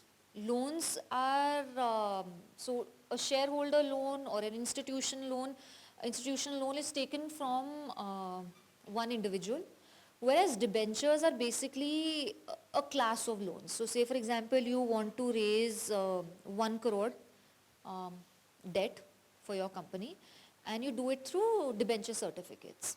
Or you do it through, okay, 50% I will take loan from say one bank, and the remaining 50%, your 50 lakhs, I want to raise through debentures. Now 50 lakhs, I can't ask 50 lakhs just from one individual, right? Then I break it down into smaller units. It's 10 lakhs. 5 people, 10 lakhs. You issue debentures for the same loan. Now, you can also do it 5 separately, and you go to the individual separately and say 10 lakh rupees. Why you do debentures? Debentures becomes an instrument. It's like a currency note. It's like an equity share certificate. So you have a debenture certificate, right? So say for example, I have subscribed to one debenture certificate, which is 10 lakh rupees. And now I want to transfer it to someone else. So if I've given you a loan, I can't transfer the loan. Then it's just a separate transaction altogether. But if I've taken a debenture, I can sell my debenture. Okay, Bindu, you take this, you buy it from me for this much amount, this much interest has accrued on it, which we call it a coupon rate. This much is the coupon rate, this is the profit you will make on this, you buy it from me for this much. So then I can trade it. I can trade that debt instrument. Right? So it's more for the comfort of the person giving you the loan as opposed to for the company. So it's just a way of doing it. This is to facilitate easy access to loans. Somebody may not want to be locked in on 10 lakhs. Somebody may want to say, okay, right now I'll give you 10 lakhs and let me sell this loan as an asset. Right? So when we take a loan from a bank, for the bank, in their balance sheet, how does it operate? It operates in the class of assets. Now, there's a lot of technicality to it, and I will not go into explaining this, but I'm explaining mota moti. Right? Again, I'm thinking of the comment section. But we don't need to go into it. Right? So, it's just an instrument. For your understanding, it's an instrument. The person giving you the loan will say, please give me a debenture certificate. That's when you ask your lawyer that, boss, he's asking me for a debenture certificate. What is it? He'll say, I'll take care of it. Right? So it's an instrument that is issued by the company. Now the benefit of debt equity is that you don't need to dilute your shareholding, right? Your ownership remains the same. But what it does is that it has a very high liability in relation to your debt equity ratios. So generally it's 80 to 20, your debt equity ratio has to be maintained. right? So you can't keep on sharing, you can't keep on asking for debt for fundraising. At some point of time, you will have to issue equity in order to maintain your debt to equity ratio. Understood? Any questions? Too technical? Okay, we'll move to the next thing then. Then taxes now, specialized, so those were your fundraising. So in fundraising there are basic things. Right now at your stage, I think you only need to be concerned with ordinary shares. So debenture process करने को corporate governance compliance बनी चाहिए, it has to be in your MOA, AOA. That empowerment needs to be there. If it's not there, then amendments need to take place. Then resolutions need to be passed. There are special resolutions that have to be passed. The process for that has to be adhered to. So, yeah. Any private limited company, public limited company can also issue debentures, but there's a very different process for public limited companies, and then another very different process for listed companies. And then sector specific companies may have their own restrictions. यो डिबेन्चरहरु चाहिँ convertible हुन्छ कि हुँदैन शेयरमा चाहिँ इक्विटीमा convertible हुन्छ कि So when you have preference shares which are convertible, fully convertible, partially convertible, right? Debentures become equity, and that's a different process altogether. I will not say no, it can't happen, but it's not a straightforward method of doing it. So if you don't have to do it, don't think about it. It's an unnecessary compliance. But it's difficult, you can do it, but it's a long process to doing it. It's not a straightforward process to doing it. Anything else related to fundraising? We have time on this slot.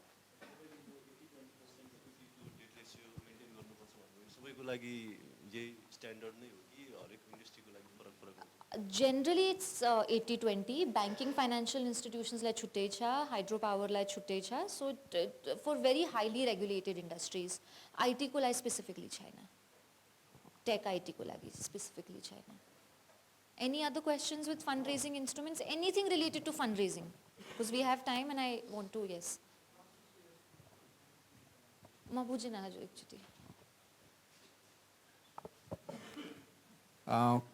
Share class हुन्छ नि तपाईको voting preference को लागि. Very good. Yes. Voting preference को लागि share classes-हरु. So preference shares will be specifically for voting. Then you can have separate classes also, class A, class B, class C. It's a matter of terminology and how you define it. That's there. That's, of course that's there. And it's voting rights. So I really, my practice is I prefer creating classes of shares. You know, especially when there are multiple classes of promoters. Because eventually when you're going into IPO, you will have multiple rounds of fundraising before you go into IPO. So there are multiple classes of promoters. So even within promoters, you may not want to call them preference shareholders, because preference shareholders specifically comes in when we're talking about creditors of companies and when, you know, liquidation or exits are happening, right? Or dividend payouts are happening. But so the easiest thing from a corporate governance perspective to do is creating different classes of shareholders. So say I am the original promoter, 100% shareholder. I was the original promoter, I am class A. When I liquidate it and when I'm liquidating it and I'm raising funds from the first series, I may not be so invested, or I may not have the information or knowledge, and I bring in the new investor and they come in as my same class. And we end up being one class. Or if I know about the nuances, I am a serial entrepreneur, I've done this multiple times, I will say yes, but you're going to be class B shareholder. I will try and negotiate it depending on what product I have or what bargaining position I have, right? So you can say, no, you're going to be class C, and this is going to class C, class B, or class A is in relation to when we are going to IPO and what will be our effective rights at the time of IPO. Or at the time of next liquidation. You know, so the next time some kind of liquidation event is taking place in the company, either we dilute our shareholding in a certain proportion or we do it in another way. Because as per the AOA and the MOA of your company, there's a standard format you will follow. But then these are things you can negotiate later. At the time of dilution of shares, which is maybe when new shares are being issued, also at the time when new shareholders are coming in. and how the equity is going to be diluted, in which ratio it's going to be diluted, right? Whose is going to be sold, right? So these things you can create separate classes where, there is equality amongst equals, but there is equality amongst equal classes, which is a concept that's followed everywhere. So.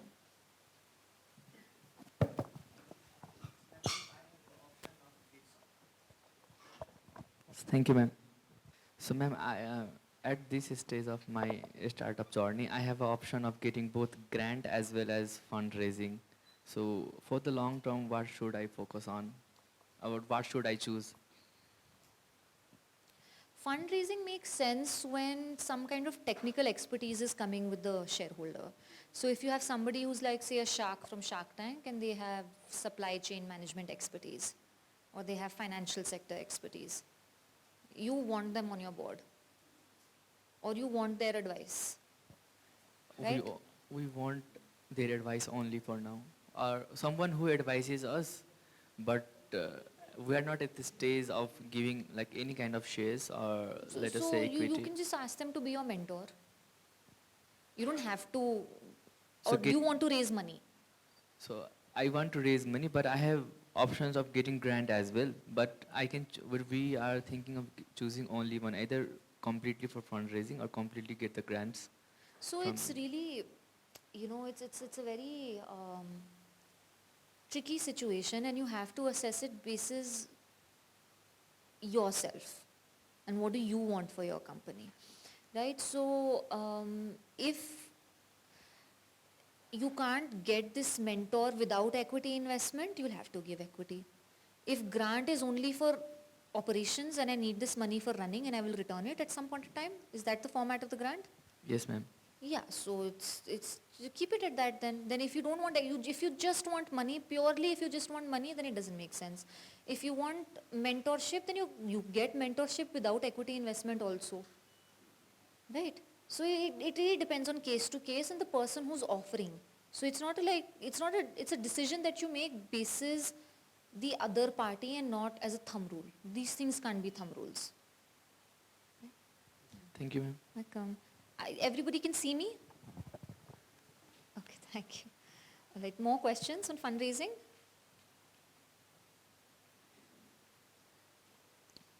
Please ask silly questions also, because what you may think is silly might end up helping your business at some point in time. In fact, Professor Sir here was telling me that people are not asking enough questions. So I think you should ask more questions. I'll come a little closer also. I can come closer? Okay, I'll come a little closer. Any questions on fund? Because this is going to be very important for you.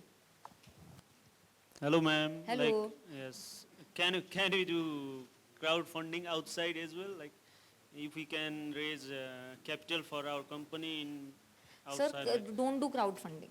I've told you not as well is not the point. Not legal in Nepal, but if you do in like US, Canada, Australia. See, I would say please don't put out like a public notice. As a thumb rule, don't put out a public notice.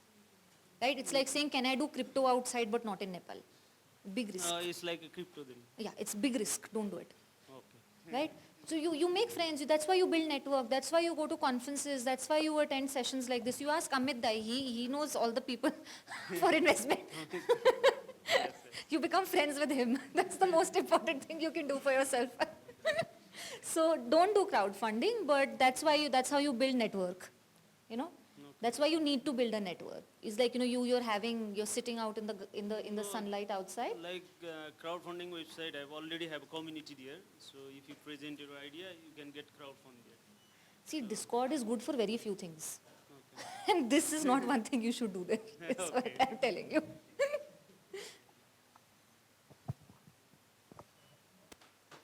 Now the Discord community will be in the comment section saying, how can you say we're good for only few things? I'm sure for many things, not for my purpose. Right. More questions? Please ask silly questions. Yes, GPU. Looking for the GPLP model, general partner and limited partner model. So I want to know a little more about it. So are you in a partnership or are you in a company? Company, so it's already limited partner. In any case, it'll be limited partner. By limited partner, we mean your liabilities are limited, which means your liability on behalf of the company is only to the extent of your equity. So it's already limited. There's no other option. It's limited. Yes.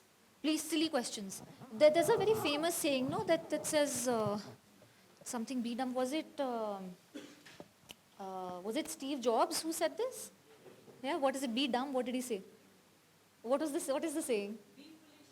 Be foolish. Okay. Okay. So don't be dumb. Be foolish. Okay. Be hungry. Be foolish. So please be hungry. Please be foolish, because once I go into the technical aspects of tax, then this topic is gone, and this is a very important topic for your understanding. Ma'am. Come up with questions. Yes, Okay, sir. I have one question. Yes. So यो चाहिँ मेरो curiosity हो होइन, जस्तो मैले x ट्विटरहरूमा हेरेर हुन्छ होइन, त्यहाँ चाहिँ सान फ्रान्सिस्कोमा चाहिँ जस्तो जसको आइडिया छ एन्ड जसले प्रोटोटाइप पनि गरेर हुन्छ नि, उनीहरूलाई नि त्यस्तो चेक्सहरू चाहिँ राइट गरेर हुन्छ, त्यो चाहिँ कसरी हुने हो? लाइक अहिले त हाम्रो कम्पनी प्राइभेट लिमिटेडमा गएपछि यहाँ फन्ड रेजिङ गर्ने भइरहेछ नि त होइन, त्यहाँनिर चाहिँ like based on idea and प्रोटोटाइप्सहरूमा पनि रेट चाहिँ गरेर हुन्छ, त्यो चाहिँ कसरी हुने हो त्यो? So are they buying the idea? Are they buying the copyright? Or are they just handing out checks? या जस्ट बेस्ड अन आइडिया, जस्तो अब मैले हजुर. कसैलाई पिच गरेँ भने अरू सोसियल मिडियाको पोस्ट गरेको हिसाबमा पनि त्यस्तोमा चाहिँ इन्भेस्टर्सहरू चाहिँ आइरहेछ भनेर आउँछ होइन, सो त्यो चाहिँ कस्तो हुने हो त्यो साइकल, त्यो कसरी भइरहेको? म बुझिनँ, एकचोटि फेरि एक्सप्लेन गर्नुहोस् न. ओके, सो मैले के देखिरहेको हुन्छु भने चाहिँ होइन, जस्तो बाहिरको मार्केटमा चाहिँ त्यहाँ चाहिँ सम टाइप्स उनीहरूले डेभलप गर्छ होइन, त्यो गरेर पोस्टहरू हालिदिएर आउँछ, अनि बेस्ट त्यसमा चाहिँ कनेक्सन्सहरू जुन पोस्ट देख्छ अनि त्यहाँबाट चाहिँ रेज गरेर भन्ने हुन्छ, अनि इन्भेस्टर्सहरूले चाहिँ चेक्सहरू राइट गरेर हुन्छ भन्छ होइन, सो त्यो चाहिँ कसरी भयो, त्यसमा चाहिँ कस्तो लिगालिटिज हुन्छ? I think what's happening here is that they are buying your idea, buying the copyright to your idea. Not actually buying, invest चाहिँ गरेर भनेर हुन्छ होइन. Invest in whom? The company? No the person? या develop. They're giving them money for what? For developing them more होइन, मार्केटमा ल्याउनलाई. But what is the investor getting out of it? या they don't reveal. So see, there's a contract you don't know about. There's an NDA that's operating you don't know about. But they are working as an individual. कुनै company पनि register Yeah, so NDA. So as a vendor, as an individual vendor. So they're not investing in any company. They're investing in an idea, and more often than not, they're taking ownership of that idea, or they're co-owning that idea. But some form of ownership is taking place, and there will be an NDA, which is why we don't know what's happening. It may be an agreement for forming a company later also. Suppose मानौँ कि वहाँबाट extra fees लिनुहोस् न, extra questions. सिल्ली भन्नु, सिल्ली सिल्ली मजाक गरेको. सिल्ली भन्नुभयो, सोधिहालेँ. No, please be dumb. No, please be foolish. Suppose मानौँ कि म लामो समयदेखि कुनै फिल्डमा काम गरेँ, मसँग कुनै न्यू आइडिया आयो, तर मसँग फन्ड छैन, इक्जाम्पल मानौँ होइन, मैले के भने कुनै इन्भेस्टरलाई गएँ, मसँग मेरो आइडिया छ, यो प्रडक्ट डेभलप गर्नको लागि सपोज मानौँ 5 CR लाग्छ, इक्जाम्पल मानौँ MVP बनाउनको लागि. अब त्यस्तो कन्डिसनमा मलाई पनि एज इक्विटी त लिनु पऱ्यो कम्पनीमा होइन, किनभने म इम्प्लोइको हिसाबले मात्र काम गर्न त सम्भव हुँदैन. सपोज त्यस्तो कन्डिसनमा मैले के भने मेरो यो आइडिया छ, यो आइडियाको मेरो भ्यालुएसन गर्छु एउटा, त्यो आइडियाको भ्यालुएसनको हिसाबले मलाई इक्विटी चाहियो कम्पनीमा. सपोज मानौँ 1 करोड हुनसक्छ, 2 करोड हुनसक्छ, मेरो आइडियाको भ्यालुएसन हो जुन मेरो एक्सपिरियन्सको हिसाबले हो. त्यस्तो कन्डिसनमा चाहिँ यो कम्पनी फर्मेसन कसरी हुन्छ, आज मेरो त्यो इक्विटी चाहिँ कसरी मैले पाउँछु? Your simple answer here is speak to my lawyer, and the lawyer will do the negotiation on your behalf, unless you are comfortable doing it yourself. There are options, either you acquire a stake in a pre-existing company, or you form a new company. You form a new company, in that case, then you negotiate with the person. What is my rightful share? Then you assess bargaining positions. Are you offering something that they need absolutely, or are they offering something that you need absolutely? Do you have the power to walk away from the transaction, from the deal? So this is where you read books on negotiation, or you hire somebody who's an expert on it if you don't have the time for it, if you can't educate yourself. है ना? Sir, Ajur ko question, I thought na. Auru koi silly questions? Yes, I love silly questions. Mic, mero mic le. Yeah, Please, first female to ask a question. I don't know. Well, No, but I'm also very glad. I see very few females, and please encourage your female colleagues to come out and attend these kind of events. I'm sure you have a lot of colleagues in the industry. well, I don't know if this accounts as a silly question, but It can be a smart question also. my education background is engineering, and right now I'm in the software industry, right? But I want to build something that is impactful, something that is not exactly software in future. And I'd like that particular thing to be impactful and something that bridges my degree with environment, governance, and social impact, with tech, of course, involved in it. So I'd not like to disclose the exact idea that I've been thinking to work on, but it is something related to circular economy. Now, what are the fundamentals that I need to look out for, and how do I begin the pilot system? It's a data-driven sustainability kind of a project. So how do I begin the pilot system? Since I'm just a beginner, just a student who's an undergraduate level student, so how can I begin the project with support from maybe organizations who are working for environment or something related to the climate, and how can I have the government on board with me on both financial aspect and legal aspect? So pitching, project pitching, you don't just do your investment pitching, you also do your project pitching, where you go and talk to people. This is my idea. Like I said earlier, that I don't put too much equity into the thought of the idea. It's the execution that really, really matters.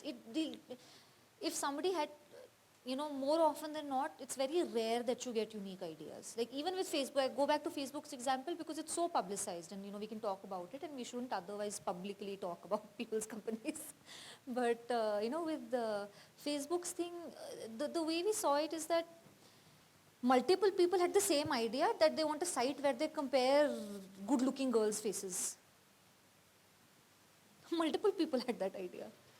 But Mark Zuckerberg excelled on the execution, right? So pitch your project to people, go for events, network. That's why I also started by saying, please ask your female colleagues, your female, classmates, batchmates, encourage them to attend these kind of events. Women tend to stay away from this, and of course, we're not trying to say give extra, benefits to women, but, historically, that's a separate debate altogether. So please, please encourage your female colleagues. This is something I will say, because these events usually end up being a boys' club, is what I've seen in my experience, unfortunately. I've been doing this for several years now. And go to these events, talk to people, right? Meet organizations that can help you. And please approach the government. Go to Singh Darbar, take your ID. You have access, go to Singh Darbar, go to ministries, take a meeting with a secretary level person or a joint secretary level person and say, sir, I have something, I think this will be helpful. Tell me, how do I go about it? So, okay, I'll follow up on it, but then how do I register this particular entity with the government? So, your question should not be, how do I register this entity? First, you want to see the viability of the project, correct? First, you do the project, and this is not registration. You say that, sir, if you go to the government, now first you say, do you need private sector engagement, or do you need government sector engagement, or do you need both? Well, I think government would be the better option So here. then you go to Singh Darbar. You go to the concerned ministry. You go to the Ministry of Environment. Meet somebody who's Up-Sachiv level person. Start with that. And can I have it trademarked beforehand, before I start the pilot project? Before you, more often than not, the government will say that, how can we support you? It won't be a collaborative thing. It would just be like, okay, how can I support you? And I will give you the facilitation that you need as a citizen of my country. And any government in the world, and similarly in Nepal also, and we've seen things like this happen. They will connect you to the right people. There are a lot of research organizations funded by the government. So the concerned officer will be like, oh, why don't you go to this institute? I will call the dean, I will send a letter to the dean, and why don't you speak to the dean of this institute? And then you collaborate. And when you're collaborating, do a collaboration agreement where you protect your rights. This won't be a trademark. This will start with a copyright. Maybe there will be a patent involved. So joint research project agreement, right? That will secure your interests. Thank you. But first get the opportunity. You have to go grab the opportunity. Go talk to people. You know, like in Hindi they say haath pair marne padte hain. So just hustle. That's another term for hustling. You have to go and hustle. Identify who can help you and go get that help. Okay, so I don't have questions right now, but since and in the beginning you told about you usually funds the startups, so I would like to grab this opportunity and Sorry, ma bujhe na. initially you told that you fund the startups. So yeah. So I would like not to lose this opportunity to ask you what types of investments do you made in companies or in startups. Basically, what I am doing is building a unified digital healthcare platform that connects the patient with the right doctors and the healthcare infrastructure. Okay, that's very nice. And we have a lot of people who are actually working in this industry. I will invoke my right to privacy. I am not sharing my investments. And honestly, accessing funds is not that difficult. This is what we've seen, is that it's not about accessing funds, it's more about getting mentorship and the right kind of mentorship. I think that is what you're looking for. What we can do is we can connect you to other professionals who are in the healthcare sector, who may eventually want to fund in your startup, but can start with mentoring. Everybody, any person who is successful in life, and again, take this as a thumb rule, any person who's successful in life will never shy away from helping out other people. Ask for that meeting. Send that cold email. You never know which sunny afternoon somebody sitting bored in their office and be like, yeah, I'll help out this kid. What is the worst that can happen? You'll lose out on an opportunity. Right? But we'll connect. I'll connect you. I have somebody in mind. I'll connect you to that person. So it's about going to events like these, building a network. You know, there's a reason why Rupali ji and Amit sir have collected this group of individuals for you. You know, the logos that you see behind you, the kind of trainings that you have. It's so that you build this network. And we also started from rooms like these, all of us. We went to conferences, we went to places, we found mentors. And then we got invited into rooms we didn't even know existed. So please continue doing things like this. Encourage people from minorities, you know, not just women, but other people who may not have access to rooms like this. Encourage your friends from minorities to come in and be part of these conversations, because the more diverse rooms like these are, the better it is for the room. Simply. Okay, So, questions? Yes, please. How can you ask a silly question? A few years back when we wanted to raise investment, so we went to a law firm and we told them that we want to raise 1 crore for 10%. And so they asked us like if we have 9 crores for 90%. I mean, yeah, like, so in order to raise 1 crore for 10%, so as a owner of 90%, I need to have 9 crores. Like, I didn't understand the maths then. And is it still the same scenario now? Like, I am not the kind of lawyer that will badmouth people. So I will not answer this out of respect. So, but you please understand. Excuse me. It's not. So this, for valuations, you go to CS or you go to really good lawyers, but I will not badmouth anyone. So if you understand what I mean here, this is, don't be discouraged. Don't be discouraged is all I will say. Is if one answer is not making sense, go seek the answer from someone else.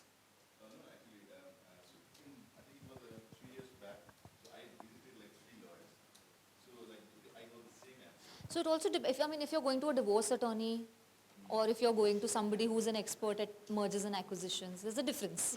So when you go to someone, please go to subject matter expert. Like now, if you ask me about divorce law, I will not be able to tell you.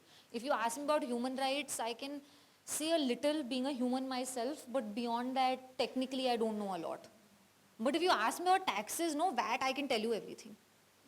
Right? So it's... my question was, right now, I mean, is it still the same that the majority of the owner needs to also invest? It's not, it was never the case. So don't worry, and always feel free to, go to the experts. Type Google. All of us lawyers do this also. We have this, what do you call it? SEO, the website thing, right? again, not my area of expertise, but I pay for it, I guess. I don't know, I know about it is what I know. Some dollar amount goes to this, I guess. So, you just write good valuation lawyer in Nepal. You'll get 3 names, and you know who those 3 names are. So, right? So please go to people, and people will give free advice for stuff like this. This is more about enabling an environment.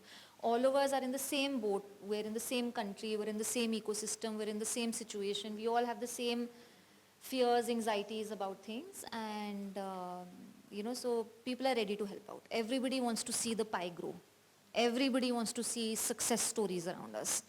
It gives us inspiration. Like now, Sir's story, it gives me inspiration, to be very honest. I really like his story. Right? So and people will find you, they will like your story, and they will support you. Any questions?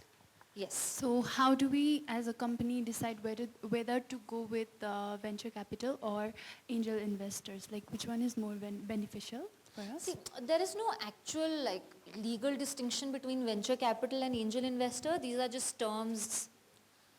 Well, I'll be politically correct now. These are just terms that have been created to give face to a specific kind of activity, right?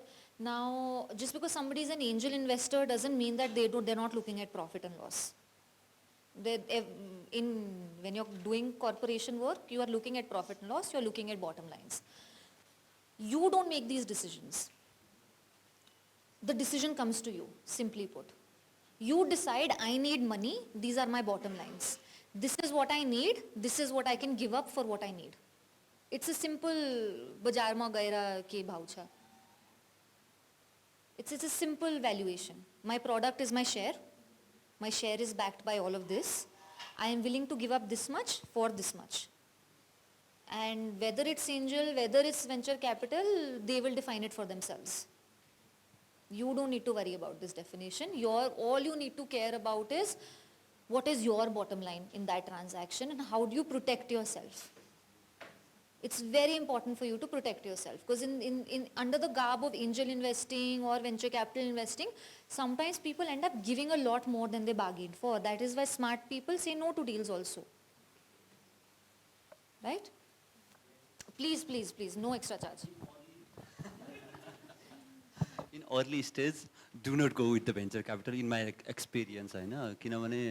Before traction, मेरो विचारमा series ए भन्दा अगाडि चाहिँ भिसीमा जानु चाहिँ better होइन किन भन्दाखेरि एन्जल इन्भेस्टरले तपाईलाई काम गर्नलाई ओपन छोडिदिन्छ उनीहरूले आफ्नो डिसिजनमा काम गर्न सक्नुहुन्छ इफ तपाईमा डिसिप्लिन छ भने छैन भने मात्रै भेन्चर क्यापिटल जानुस् किनभने भेन्चर क्यापिटलले घाँटीमा झुन्डाएर तपाईलाई सास फेर भन्छ generally in my experience generally यति धेरै उनीहरूको टर्म्स एन्ड कन्डिसन हुन्छ कि त्यो कन्डिसन फुलफिल गर्दा गर्दै तपाईको product मरिसक्छ. No, but the reason why this happens is that venture capital is also very strictly regulated, right? And they are answerable to their shareholders, right? So they need to do this for their own survival. Like it's not nobody's doing anything on purpose. It's just everybody's doing their job, simply put. And the main reason why you may not want to go to an angel investor is that a venture capital firm is because they also have they don't have small ticket sizes. They're not authorized to invest less than a particular amount. So if you're asking for 5 lakhs, they're going to be saying, "Chia khanus nani janus." Right? So they have bigger pockets and they have to give you bigger tickets only. Right? Nobody's investing little. And so again, it's all about terminology and everybody is just doing their job.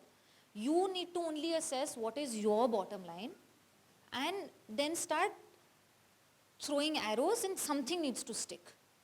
The definition of what they're doing is up to them. I've seen venture capital funds also having made exceptions for something that's an exceptional idea.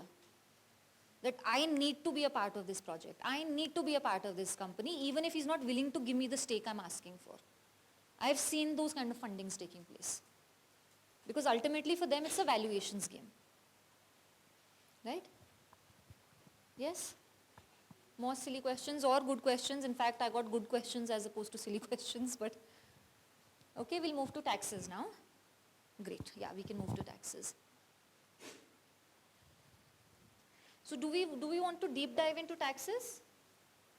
Do you all have CAs? You have CAs? Please do your tax compliance. Do not take it as something that's negotiable.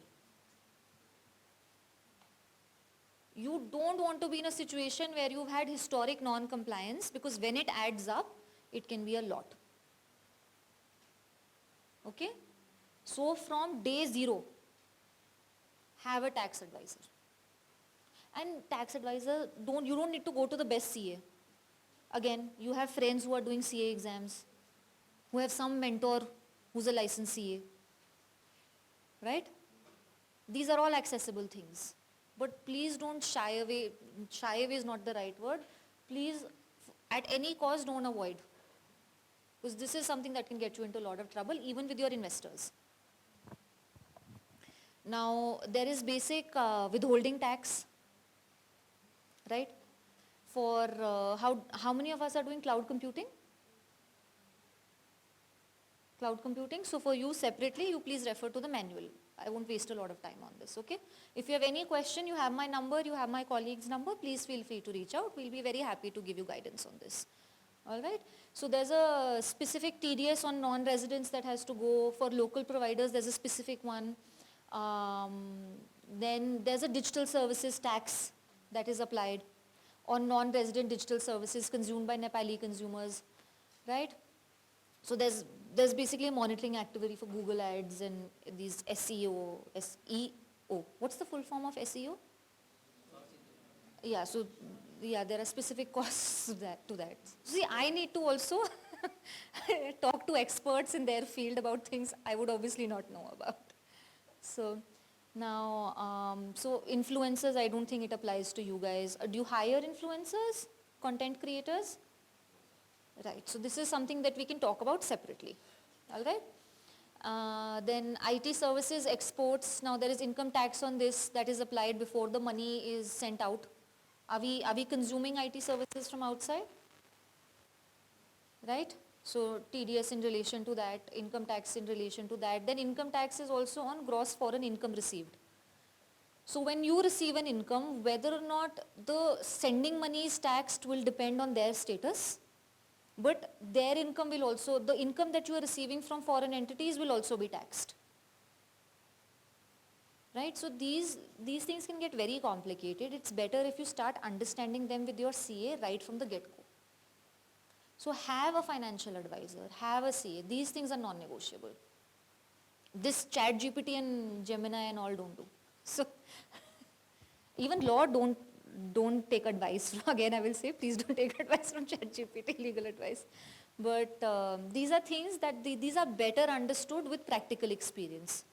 That this is coming. Make it a point every 3 weeks you are talking to your financial advisor, and as your transaction volume grows, this will grow. Unless you guys want me to dwell more into this. Yes? No? Question, yes.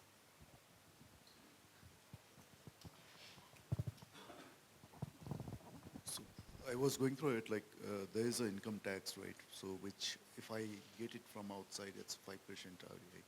So if I'm hiring someone, I need to go as per the compliance of the government, paying them the income taxes and going through the SSF and all the processes are there. So which one is better? Like or individual doing himself a project outside and getting deducted 5% is beneficial, or it's beneficial from the company side? So you are speaking from the perspective of the company? Company. See, for a lot of reasons, and this is a mix of financial and legal planning. For a lot of reasons, we recommend for IT companies to have people as consultants and not as employees, because we see a lot of, we see a very high attrition rate, correct? So that becomes a big reason why. When you make decisions like this, especially about employee contracts, it's a very case-to-case scenario, and you have to look at it from both the perspective of law and financial liability. Right? Usually, employment makes sense when somebody is going to be retained long-term, and that's where their social security gets triggered, where you need to give them that social security for their long-term employment. You don't always have to give ESOPs. especially in the context of Nepal, because social security is there, so people may not even ask. But some people who are really talented may ask for ESOPs. So there's no thumb rule. I can't tell you do this or do that. It will depend on specific situations depending on the individual you're interacting with. So there is no thumb rule that I can tell you here that, you know, go for a constituency format or go for an employee format. But again, this is financial planning that you do with your CA, plus you ask your lawyer or you apply your own mind to this. But more often than not, it really boils down to the value of the employee to the organization and how you want to treat their relationship with the organization. Yeah. So like in terms of tax saving, can the salary of the employee be divided into two categories? Like, for example, if someone is already earning like $1,000, can like $800 be sent as directly to the employees that is subjected to like 5%, and the remaining $200 to the as an employee with all the SSF, CIT and all benefits deducted? So here's a caveat that I need to give. You know, when we talk about taxation, there are three things that it happens, like you said. There is tax saving. Then now tax saving can be understood either as tax avoidance or as tax planning. Tax avoidance is obviously very problematic, and our IRD is very, very satark about it. And I don't want to take names, but there are some very famous examples in the context of Nepal in relation to where tax saving, which was intended as tax planning, was understood as tax avoidance. And ultimately, the way we've seen our jurisprudential trend or how the courts look at it, they've historically sided with the interpretation of the department. So we need to be very careful when we talk about tax saving. Firstly, I must give this caveat, is that what we view as tax planning may be viewed as tax avoidance. So, you know, when we think about this, it's very important to think from an efficiency perspective, right? And also from the perspective of what is due to the government. Now, again, it's case to case. I don't want to comment on this because it's a matter of practice. Every practitioner will have a different opinion on how to go about this. What I've seen in the market is what I can tell you is that more often than not, income is divided in brackets, usually 3 brackets. So your basic salary, your performance-based salary, and there's one more which I'm forgetting right now. So yeah, so usually we've seen three bifurcations. There is one is your set salary, the other is your bonus, and what was the other one? Allowance. Yeah, the other is allowance. So that's what I've seen in Nepal. But again, I will say this with a very strong caveat that especially as you become larger, because you know when you're smaller, they may not be, just because of volume, the department may not be able to do a lot of scrutiny. But as you get bigger, as you scale up, you attract a lot of scrutiny, and you may even attract scrutiny in relation to past compliances or lack thereof. So please be very careful about specifically tax saving. I will say this because we've seen, especially with IT companies, we've seen these instances take place. Investment companies who've been investing in IT companies, because the government does a lot of tax benefits for IT companies. A lot of them. Out of all the other industries, IT is specifically enabled by the government, especially when it comes to taxation. So if anybody is doing further tax avoidance, it is heavily scrutinized. So again, I go back to my first statement that I made when talking about taxation. Please have a good CA. Please be very careful about what you're doing. Your tax saving should never be about tax avoidance, firstly. And when it comes to income, what I have seen practiced in industry is there are 3 brackets, and yes, it can be done, but how you do it is very, very careful, because that a lot hinges on the program that you're following. So I need a better lawyer. What? So I need a better lawyer at the financial team. See. I would recommend you do this with a CA. Lawyers may help you with it, but I find it more effective when CAs do this kind of planning. Being a lawyer myself, I can tell you this.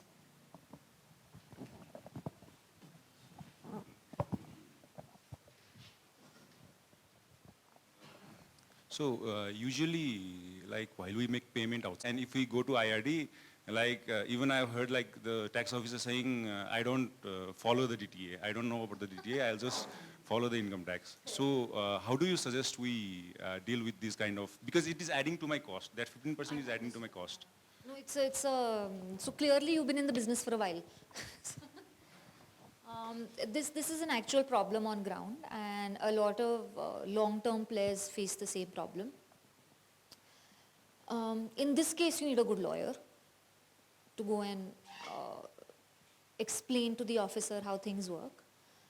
Explain it in a way that they're not fighting, because why would you want to antagonize the person you want you to understand, that you want them to understand your point of view. So this is where you get a good lawyer who's able to have these conversations in a way that is not condescending or aggressive. And we've seen success with that. So the issue is also with the client or the service provider, because they can't take, even if he agrees, he can't take the credit in his country. And now this brings me to the second point, which is why it's very important for you to have stakeholder engagement, right? So this is this is a slow process, unfortunately, but the solace here is that it's a slow process everywhere in the world when it comes to these things. It may be relatively slower here because we are constantly firefighting quite literally firefighting multiple issues. So, but this requires stakeholder engagement. This is why you need to be a part of private sector forums. I will say this is why you need to engage with your government in a way that that's effective. I'll add one thing. So even though, even in case of the government, so recently I had this case. So that tax officer showed me a verdict in case of SCB. So that in case of India, the DTA is not applicable. And you have to, What? No, the Standard Chartered Bank. There is a Oh, case okay, Supreme Court decided. Okay. The verdict was in favor of the tax officer, or let's say the government. So even I don't see the Officer government. showed you this judgment. Yeah, officer showed me the judgment. And I read the whole judgment. So even, I feel that even the government is in the favor of, let's say, only the tax revenue. So they are just focused on collecting the tax revenue. And No, so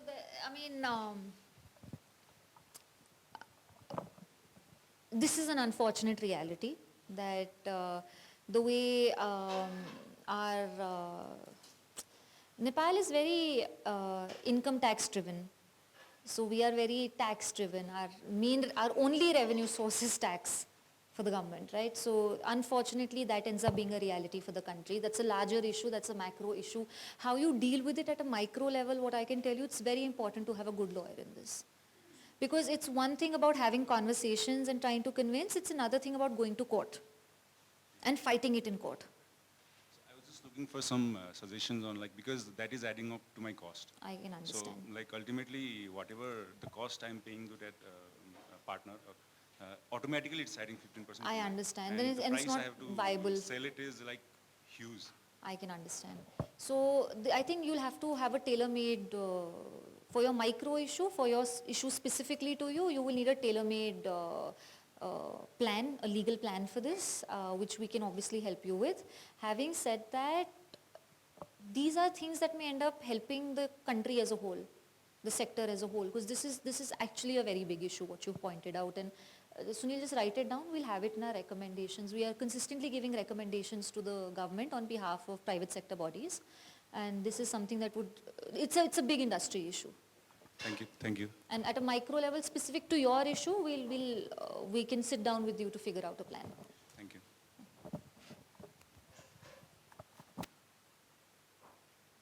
Any other questions? Taxation? Yes.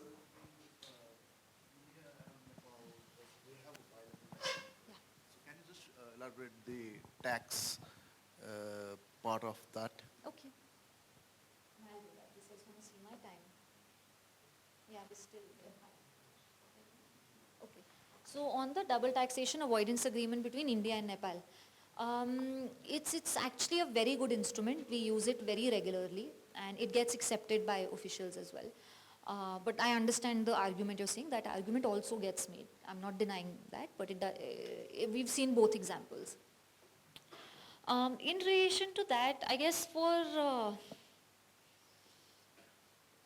IT service, I guess the most, I always look at the private establishment. For me, if I'm talking about, and if I've understood your question correctly, I think our permanent establishment clauses are very, very important.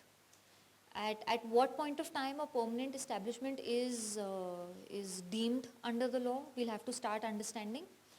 And for service sector industries, it's different. For goods, it's different. For you, I'm assuming it'll only be service sector for most of the participants here, right? So that is something we want to understand. I don't want to lose the rest of the crowd, so I won't dwell too deeply into it. What I will say is in this, your tax credit certificates, we've seen this treaty work quite seamlessly, to be very honest. So I don't understand. Do you have any specific ailing points? We have been providing human resources. We are doing staff augmentation out there in India. So sometimes the payment has some hassles, right? So just wanted to understand what exactly is the bilateral agreement and the taxation rules. Got it. So the agreement relates to taxation. I guess the issues that you're talking about are NRB issues. So remittance issues. Now these happen,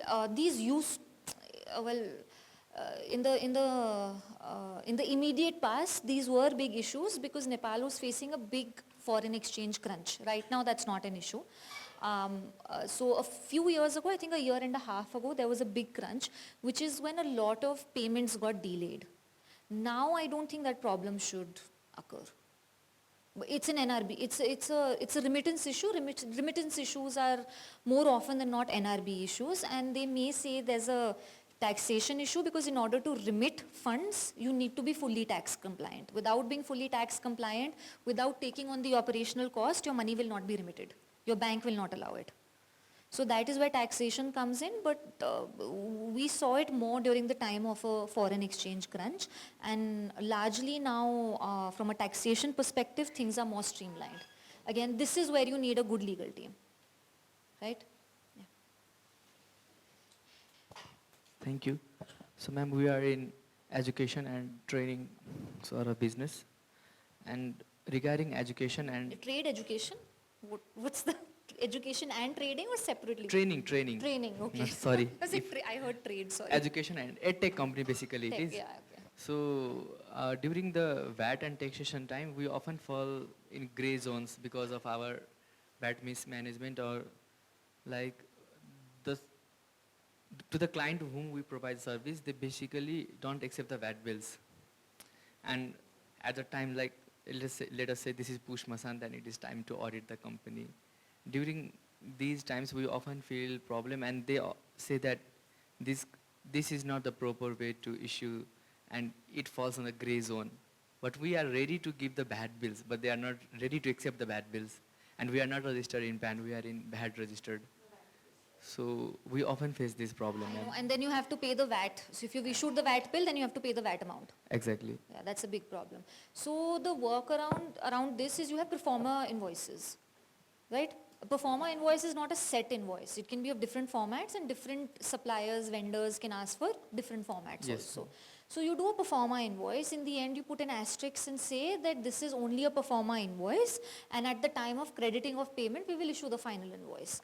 At that point of time, you don't take on any liability unnecessarily. See, because the VAT amount is to be paid, fundamentally, it's supposed to be paid once you've collected it. Yes, ma'am. But in this case, you've issued the invoice, and I'm sure this is a problem that a lot of you face, that you issue the invoice and the person doesn't make the payment, or they make the payment 10 months from when you issue the invoice. Exactly. And then you have to make the payment to the government saying this is the VAT collected. So in the eyes of the government, basically in the eyes of the law, VAT is collected the moment you sign your bill. So you insist on a performer invoice, that this is the performer invoice, you please get your funds ready. The moment you're ready to disperse your funds, I'm going to issue my pink slip. Otherwise, this will be a big problem for you. So performer invoice, and non-negotiable. Thank you, ma'am.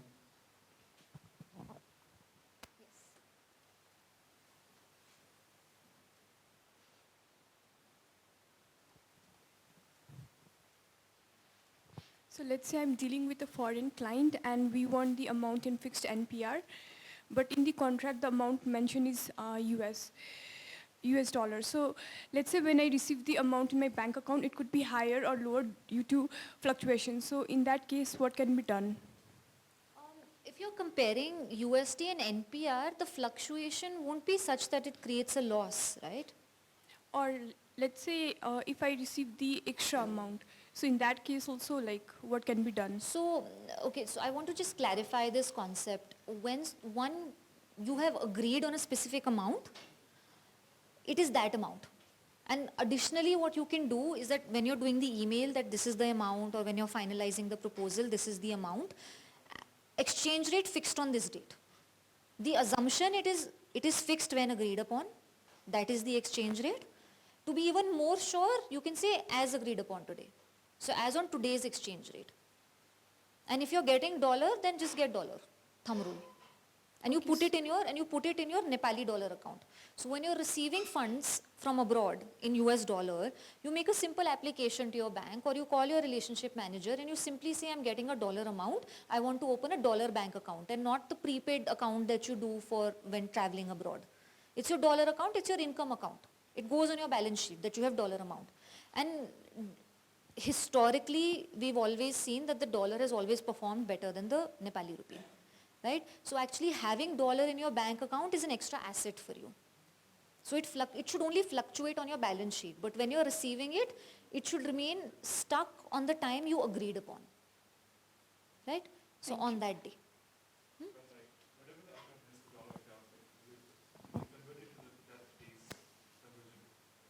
No. So that's why you apply for a dollar account. What you do is that you will have so the question is, for Evan, this is a very important question. If you don't have a dollar account, it will be converted into Nepali rupee. Right? Or if you're getting INR, it will be converted into Nepali rupee. If you have a dollar account, you're receiving a dollar amount, it will remain a US dollar amount. Right? So what you need to do is you speak to your banker, you speak to your bank, you speak to your relationship manager, you go to your branch office. It's not all private banks want to give you a good service. They also want dollars in their account because it improves their financial credibility. Like it would improve your financial credibility. They will basically ask you to fill out a form to open your bank account. They will ask you to show proof of income. So you have to show that email trail which operates as a contract. Some banks may accept it, some may not accept it. You have to argue, Electronic Transactions Act, I read this in this section, this is a contract. Right? So you show that email trail, or you show that service contract. That according to this contract, I am receiving US dollar amount, and they will open a US dollar account for you. And that is your company's US dollar account. So like, for example, I do have a dollar account and an NPR account for the company. So whenever I try to transact from the dollar account, for example, I'm paying out to a vendor in an NPR, I issue a check mentioning like NPR X amount. So the transaction, once the check is deposited, like the conversion rate would be taken up that particular No conversion rate, so it depends on which checkbook you're using firstly. A dollar account checkbook. So I can transact NPR from a dollar account check, right? Correct. I mean, but why would you do that?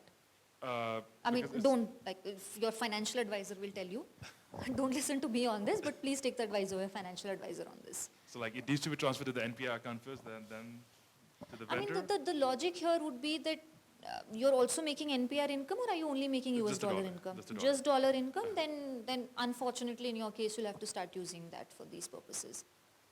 So because now when we go into the expansion point, you will see why these things become important.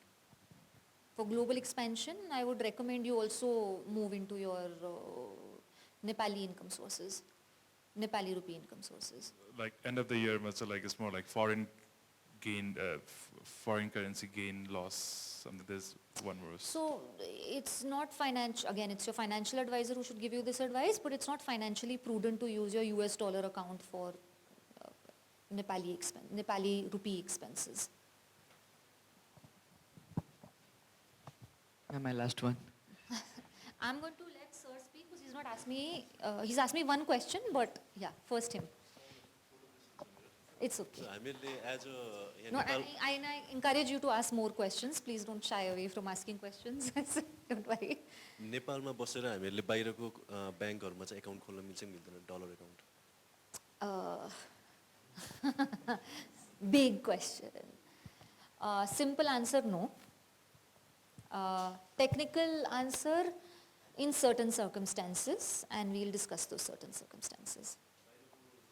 त्यो provide त गर्छ तर अब नेपालको लले चाहिँ त्यसलाई मान्छ कि मान्दैन? यो पता है IRD पनि हेर्छ यो video.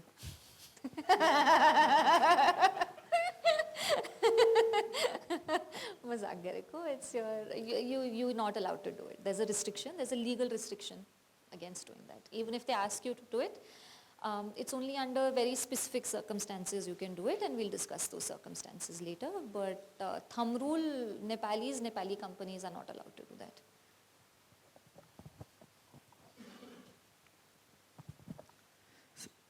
Ma'am, as a very early stage startup and very low revenue, like low profit generating company, we often get stuck in those terms, and as a founder, I personally worry a lot about taxes, VAT, because I know it's a very important thing for a company. And what are the things that I can ignore from all these, and what are the things that I must focus on? You want to get me into trouble. So what kind of a question is there? Ma'am, there are a lot of things that I personally cannot focus on all this, but though I have a legal team and they take care of it, but what are the things that I should, okay, so let us change. What are the things that I should not ignore from all this? Nothing. You have to pay attention to everything. That's why it's there. No, but seriously, you should.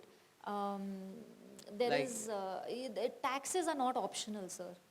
So I want to ask is that we do audit 2 times a year, like Asad Masanta and Push Masanta, and except that, what are the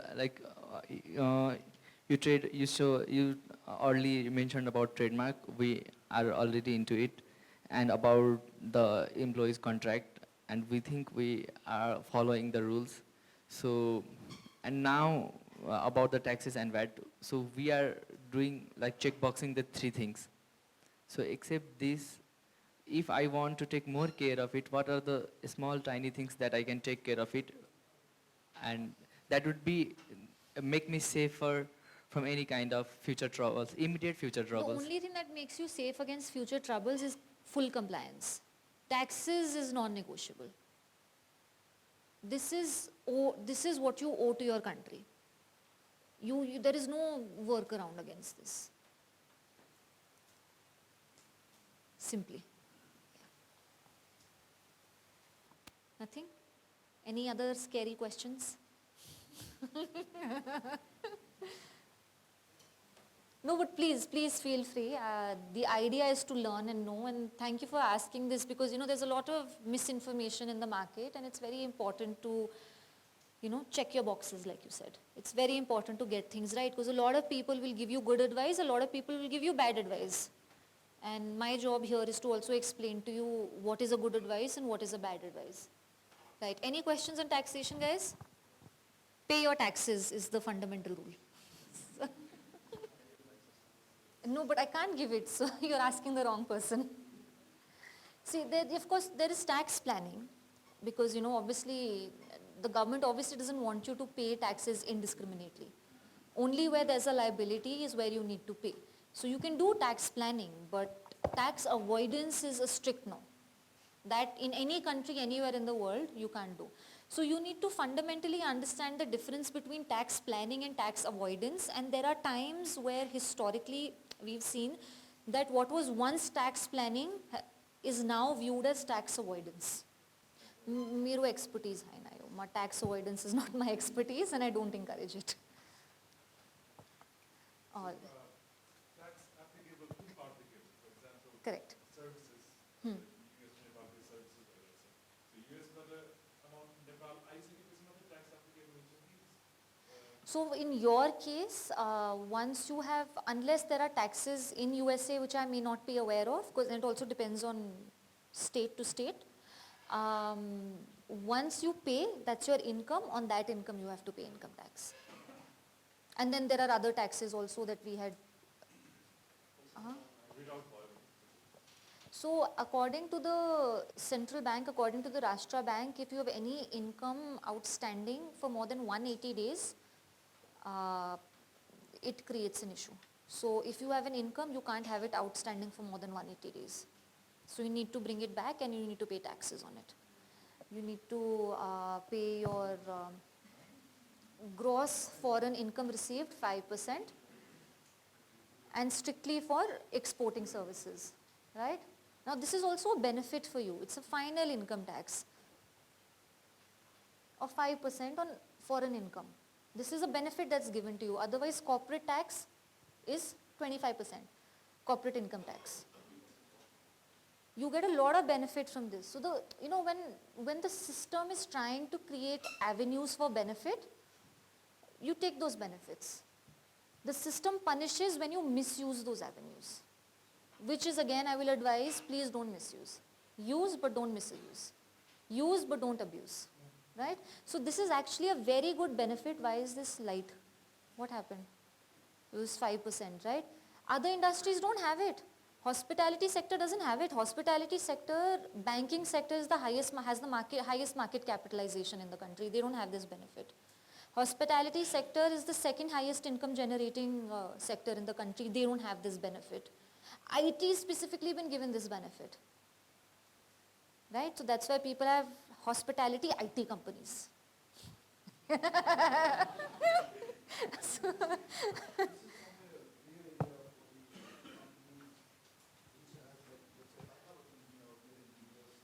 in where?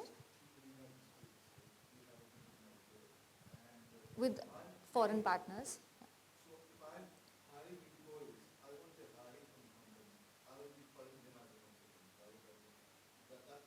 That can be done, that's legal and that's your corporate planning.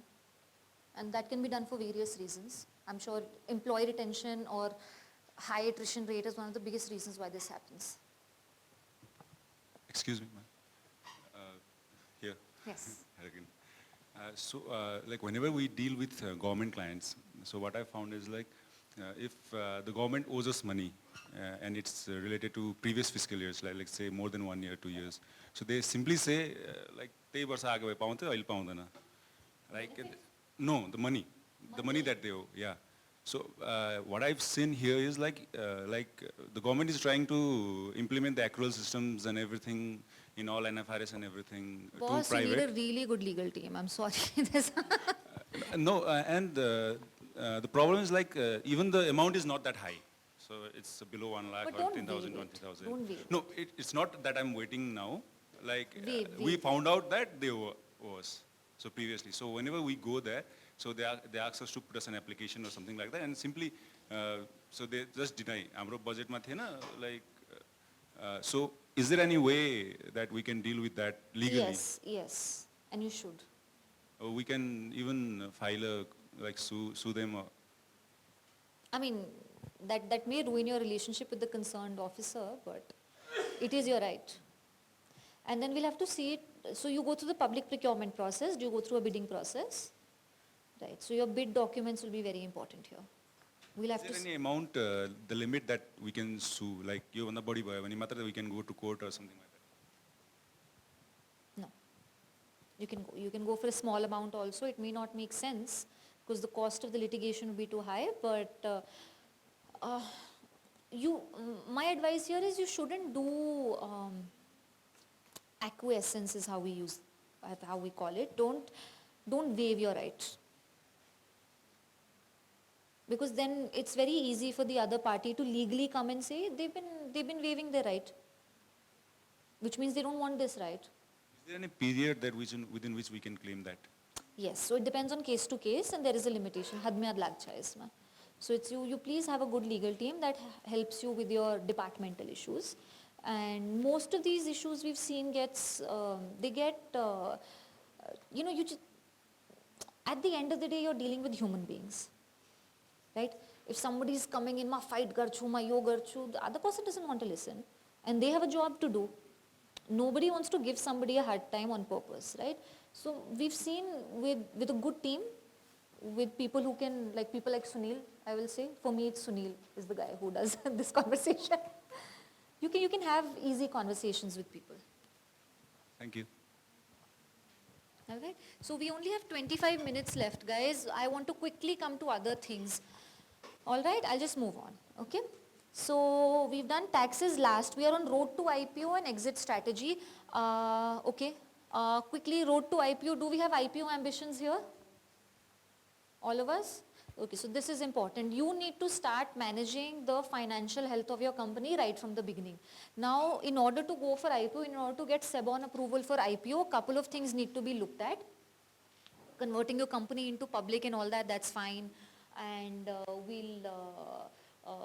those are things you can figure out with your lawyers at a later stage. And you have your manuals, so please refer to your manuals on the technicalities. Absolute non-negotiable here is managing your financial health.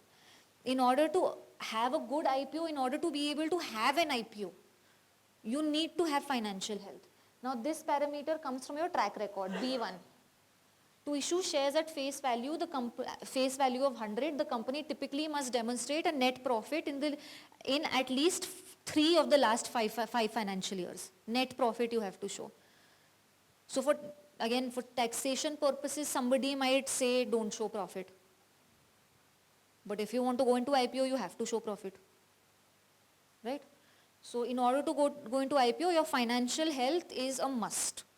And unlike a lot of other free market countries where they only ask for the audited balance sheet and not necessarily profit, Nepal actually has a very protectionist regime. They protect the free market, they protect the open market and the players in the open market. So the person who's buying your shares in the secondary market should not be buying shares of a faulty company basically. That's the logic. So your financial health will always be important. Right, so tech gap. A lot of the times we say burn cycles, burn money, burn money, burn money. But burn cycles also mean that you are delaying your profit cycles by that much, which means you're delaying your IPO. So if your end goal is IPO, these are things you need to keep in mind. If you have had a long burn cycle, then again, profit becomes the big question, right? Now governance shift, minimum 7 shareholders, paid up capital has to typically exceed 1 CR, and this is sector specific. Then mandatory conversion, your lawyer and your CA will sit together, convert your company, they'll just call you to sign documents, read the documents. Don't ever sign a document without reading it, right? These are simple, for the professionals, these are simple processes, and you guys don't need to feel too bothered by these. Obviously, educate yourself. Don't outsource the education part of it. Keep yourself educated, keep yourself informed. Because, an informed client is good for us also. We also like engaging with an informed client. So this simply, mota moti thumb rule, if you want to go into IPO, you have to show profit cycles, right? Valuation, premium issuance. Now these become more technical. Would you guys like me to delve more into this, or should we dedicate the next 20 minutes on questions? Yes? Briefly on valuation, okay. No, this is valuation for IPO, book building processes and all, okay? So quickly I'll go on this, okay? So your premium criteria to issue shares above face value, example say 300, per share, a company must meet a strict criteria. Net worth has to exceed the paid capital. Net worth, calculation will be done by the CA, has to exceed the paid up capital, and you have to show a consistent dividend or profitability record. So either you have big capital reserves or you've been giving dividends in order to issue on premium. Why? Premium means this share is premium, basically. It's, Pro Max and not just a simple version of the share. Right? So then there are also other so that's the premium criteria. There's another criteria of getting share valuation for IPO purposes for secondary market. Primary market is private placement.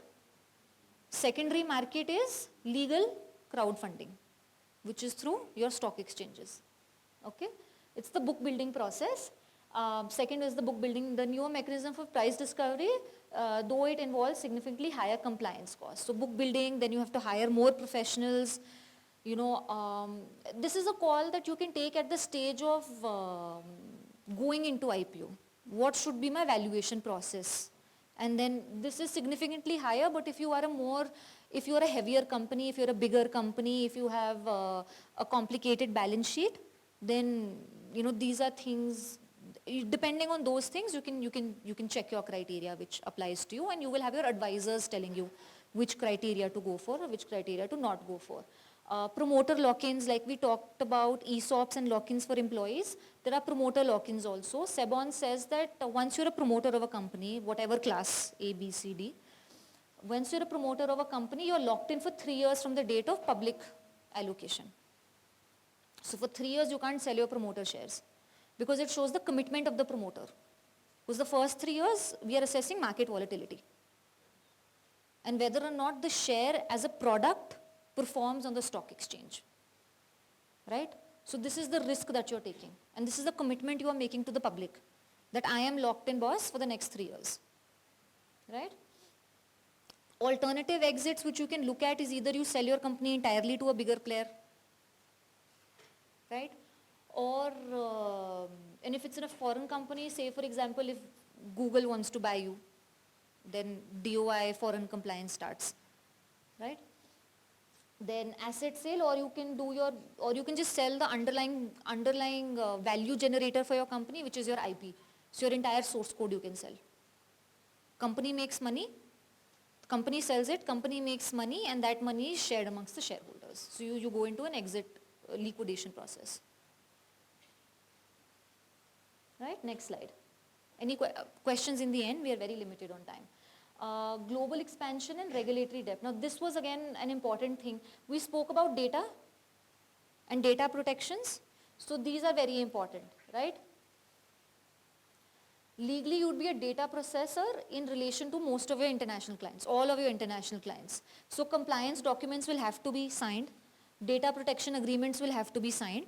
You read these, you sign these. Usually there is very little room for negotiation. But you can show it to your lawyers, you can read it yourself and make requests. However, certain things are non-negotiable under the law, especially when it deals to individual data, processing of individual data of human beings basically, or corporations. But data relating to individuals, that is very highly protected. Those will be non-negotiable.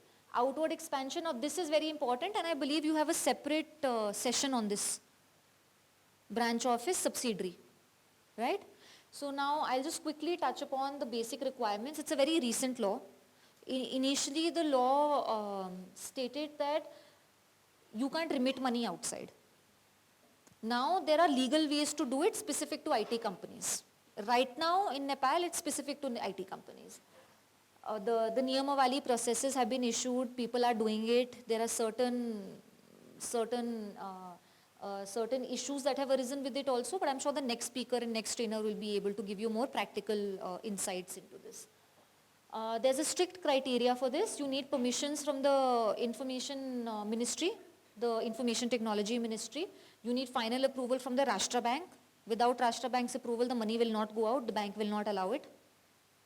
You have a strict eligibility criteria for this. You need to show an export history of at least 3 fiscal years. That you have been exporting, you've been paying that 5% for at least 3 years. Then investment cap, it is very strictly capped lower. Either you have $1 million one, or 50% of the company's average foreign income, whichever is lesser, foreign income for the last 3 years. So if your income is say 500,000, right? Then 25%, sorry, not 25%, 50% of 500,000 is 250, right? So that is what you get, that's the investment amount, or at a maximum 1 million, maximum. So lower of 1 million or 50% of your average foreign income from the preceding 3 years. Again, you will have to start planning accordingly. If you want to go global, if you want to have a branch office or a subsidiary, but branch office, let's start with that. You'll have to start doing that planning from 3 years in advance unless you already have this income, right? So foreign subsidiary and foreign branch office. Subsidiary is basically an independent entity in the foreign country, and a branch office is an extension of your company, right? Now let's deal with branch office first because it's relatively easier to do. We've categorized it as high risk because in your case it might not be high risk. So in your case I will change my finding now that I've taken a survey of the room. So with the branch office there is an unlimited liability. Everything that happens in the foreign country is your liability. That's why it ends up being high risk. But I'm presuming your transaction volumes are not that high. So maybe this is a risk you can take because it's an easier compliance. So you have to go between easier compliance versus what is a higher operational risk for you. This becomes unlimited liability for you. What's the actionable strategy is basically you need to, it's good as a liaison for temporary projects, it is very good. And all out full-fledged commercial operations would be a high risk thing for this. But take on projects which are high commercial value. Don't make it like an everyday thing, right? With the branch office. If you're going to have an everyday high commercial value project in an outside country, then subsidiary ends up being your preferred strategy, right? So your legal status of the subsidiary is a separate legal entity. So your liability is limited to the shareholder, right? What you can do is you can get in foreign investors in that company also because then it's a subsidiary and subsidiary is test basis your control and ownership parameters, right? So I'm going very quickly here, but your next speaker will be able to delve deeply into the practical realities. Just from a legal perspective, there are two things that you can do, subsidiary and branch office. And compliance-wise, this becomes very problematic, and we are yet to see success stories, at least I am yet to see a success story in relation to a subsidiary registration. If someone else knows, then I would be happy to learn more about it. But this ends up being, it requires one specific permission for NRB, which to my knowledge has not yet been given. But I may be wrong, something may have happened in the last few weeks, I don't know. This is a very fast evolving ecosystem. Okay, so guys, future of tech law, this is, ESG principles, AI, competition law. These are things for consultation with private sector bodies. Please feel free to do it. This is basically policy reform projects that you can take on. But I guess we have other projects that we need to take on first, especially relating to taxation. And Sir had issues in relation to taxation and receivables, right? So yeah, so I think these are the things that would be more actionable for this group of audience. Future of tech law we've done. I have 7 to 8 minutes. Please ask me very relevant questions. I'm sure there are questions that would be helpful to your fellow attendees as well.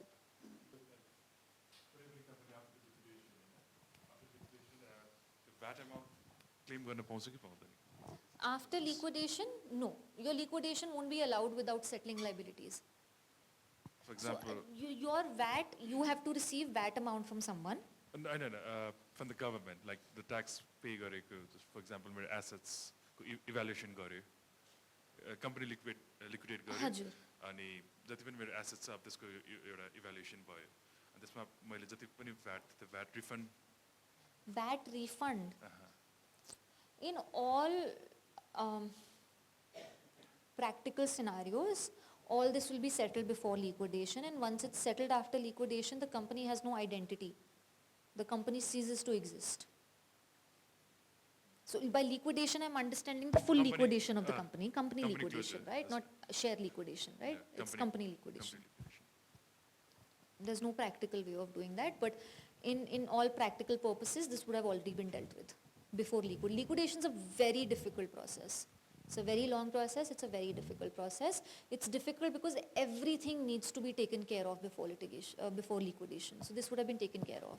Okay, like मेरो CA team, I mean, like one company liquidated, it took me around like 2 years, 2.5 years. And recently, I the part secure. We are planning to apply for the VAT refund. Like they are not sure. So how will you do it? In whose name will you apply for the VAT refund when the company doesn't exist? Department of इन्डस्ट्रिजमा चाहिँ close गरियो अब त्यो main So it's not fully liquidated, no? Fully liquidated. It's not yet fully liquidated. It's in the process of liquidation. यो त्रिपुरेश्वरवाला department of industry चाहिँ हो के अरे त्यहाँ चाहिँ OCR मा ओसिआरमा बाँकी छ के अरे बन्द भइसक्यो? त्रिपुरेश्वरवाला कुन चाहिँ भयो ओसिआर भयो ओसिआरमा बन्द भयो अनि डिपार्टमेन्ट अफ इन्डस्ट्रिजमा बाँकी छ जस्तो यो एउटा पार्टमा चाहिँ बाँकी छ But how did it get cancelled in OCR before Department of Industries is my question. त्यो सिएको पार्ट थियो No, I'm sure some information is missing here. All liabilities and all receivables are settled before liquidation. Okay, like as per the CA, like अब Janबाट चाहिँ we are processing for the VAT refund. I'm sure there's some information missing here. Right. Yes, please. Any final silly questions? And good questions. I'm not saying this is a silly question. Yes, please ask. I will request somebody from the back to ask something. Last question for my session, please.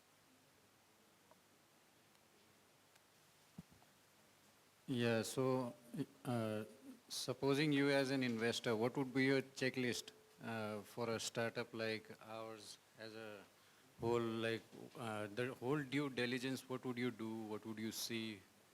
So whole due diligence. So whole due diligence, sir, is a big checklist. But for me, if I am investing or if I'm advising a client to invest in something, the only thing that I will advise will be in relation to scalability. And scalability has a lot to do with your underlying service or product. That's the main parameter. Everything else we'll try to deal with as your partners. Everything else we'll try to help you with. If there is historic non-compliance, if you are that wow product, if you're giving me a Facebook or if you're giving me a Google Maps, I will work through every storm. And that will be the thinking of an investor. So when an investor looks at you, their first thing is scalability and valuation. And for that, we will look at your underlying product or service and the quality of that. Okay. Hello मेरो चाहिँ त्यो IT एक्सपोर्टको tax र अर्को चाहिँ mindset रिगार्डिङको question छ फर्स्टमा जुन हाम्रो 5% ट्याक्सको जुन चाहिँ IT एक्सपोर्टको त्यो चाहिँ हामी कसरी इलिजिबल हुने कि कसरी हामी आफै एक्नोलोज गर्ने डिक्लेयर गर्ने कि कसैबाट अप्रुभ लिने लाइक आइआइटीमा गएर अप्रुभल लिने कि जस्ट हामी डिक्लेयर गरिदिने हामी हो भनेर अप्रुभ हुन्छ यो सो यसको प्रोसेस के हुन्छ र अर्को जुन हाम्रो टपिक छ आइपिओ एन्ड एक्जिट त्यसको माइन्डसेट चाहिँ कस्तो हुनुपर्छ हामी चाहिँ कसरी प्लान गर्ने र माइन्डसेट चाहिँ के हो र एक्जिटको माइन्डसेट चाहिँ के हो Very good questions. So first is you have to declare this in your calculations. So when your financial audits are being done, when your final balance sheet is being created, at that time this calculation is taken into account. You submit this calculation to the IRD. The IRD will either approve it or reject it. So it's and now it's become paperless, not entirely, but it's become paperless. So you make a submission, your CA does the calculation around these parameters. Before the CA makes the submission, they will show the balance sheet to you being directors. As directors, it's your job to review the balance sheet before it's submitted.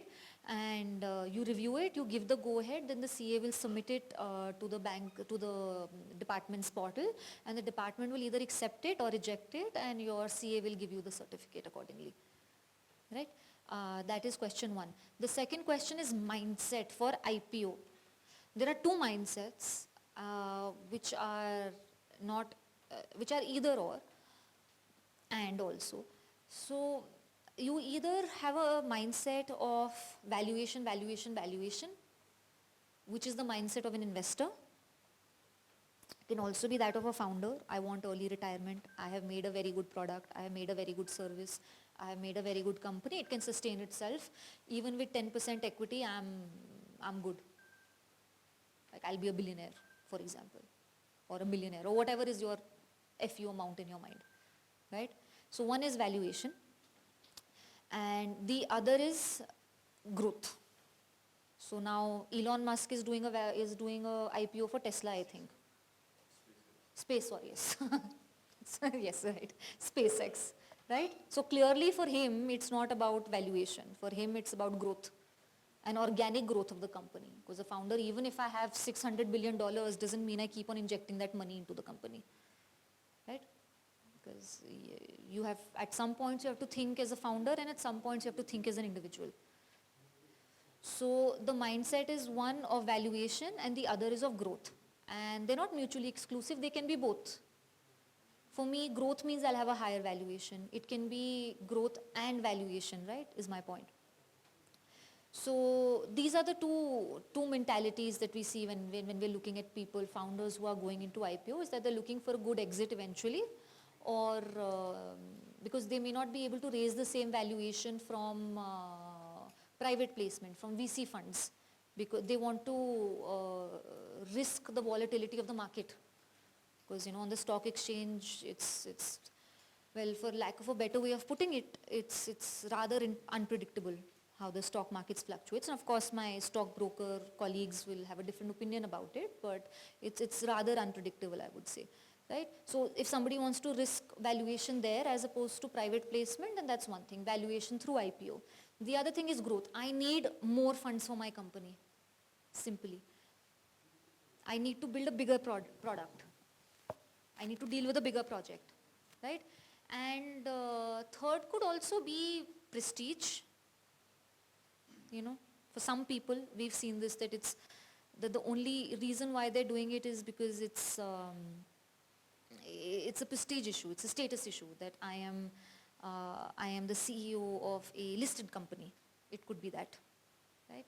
But from a practical perspective, it's more about growth and valuation, or valuation. Right. All right, I think our next speaker is here, so I won't take more of your time. Thank you so much for this opportunity. I hope Sunil and Bindu have taken nice pictures of me. Thank you so much, Nida ma'am, for that wonderful session.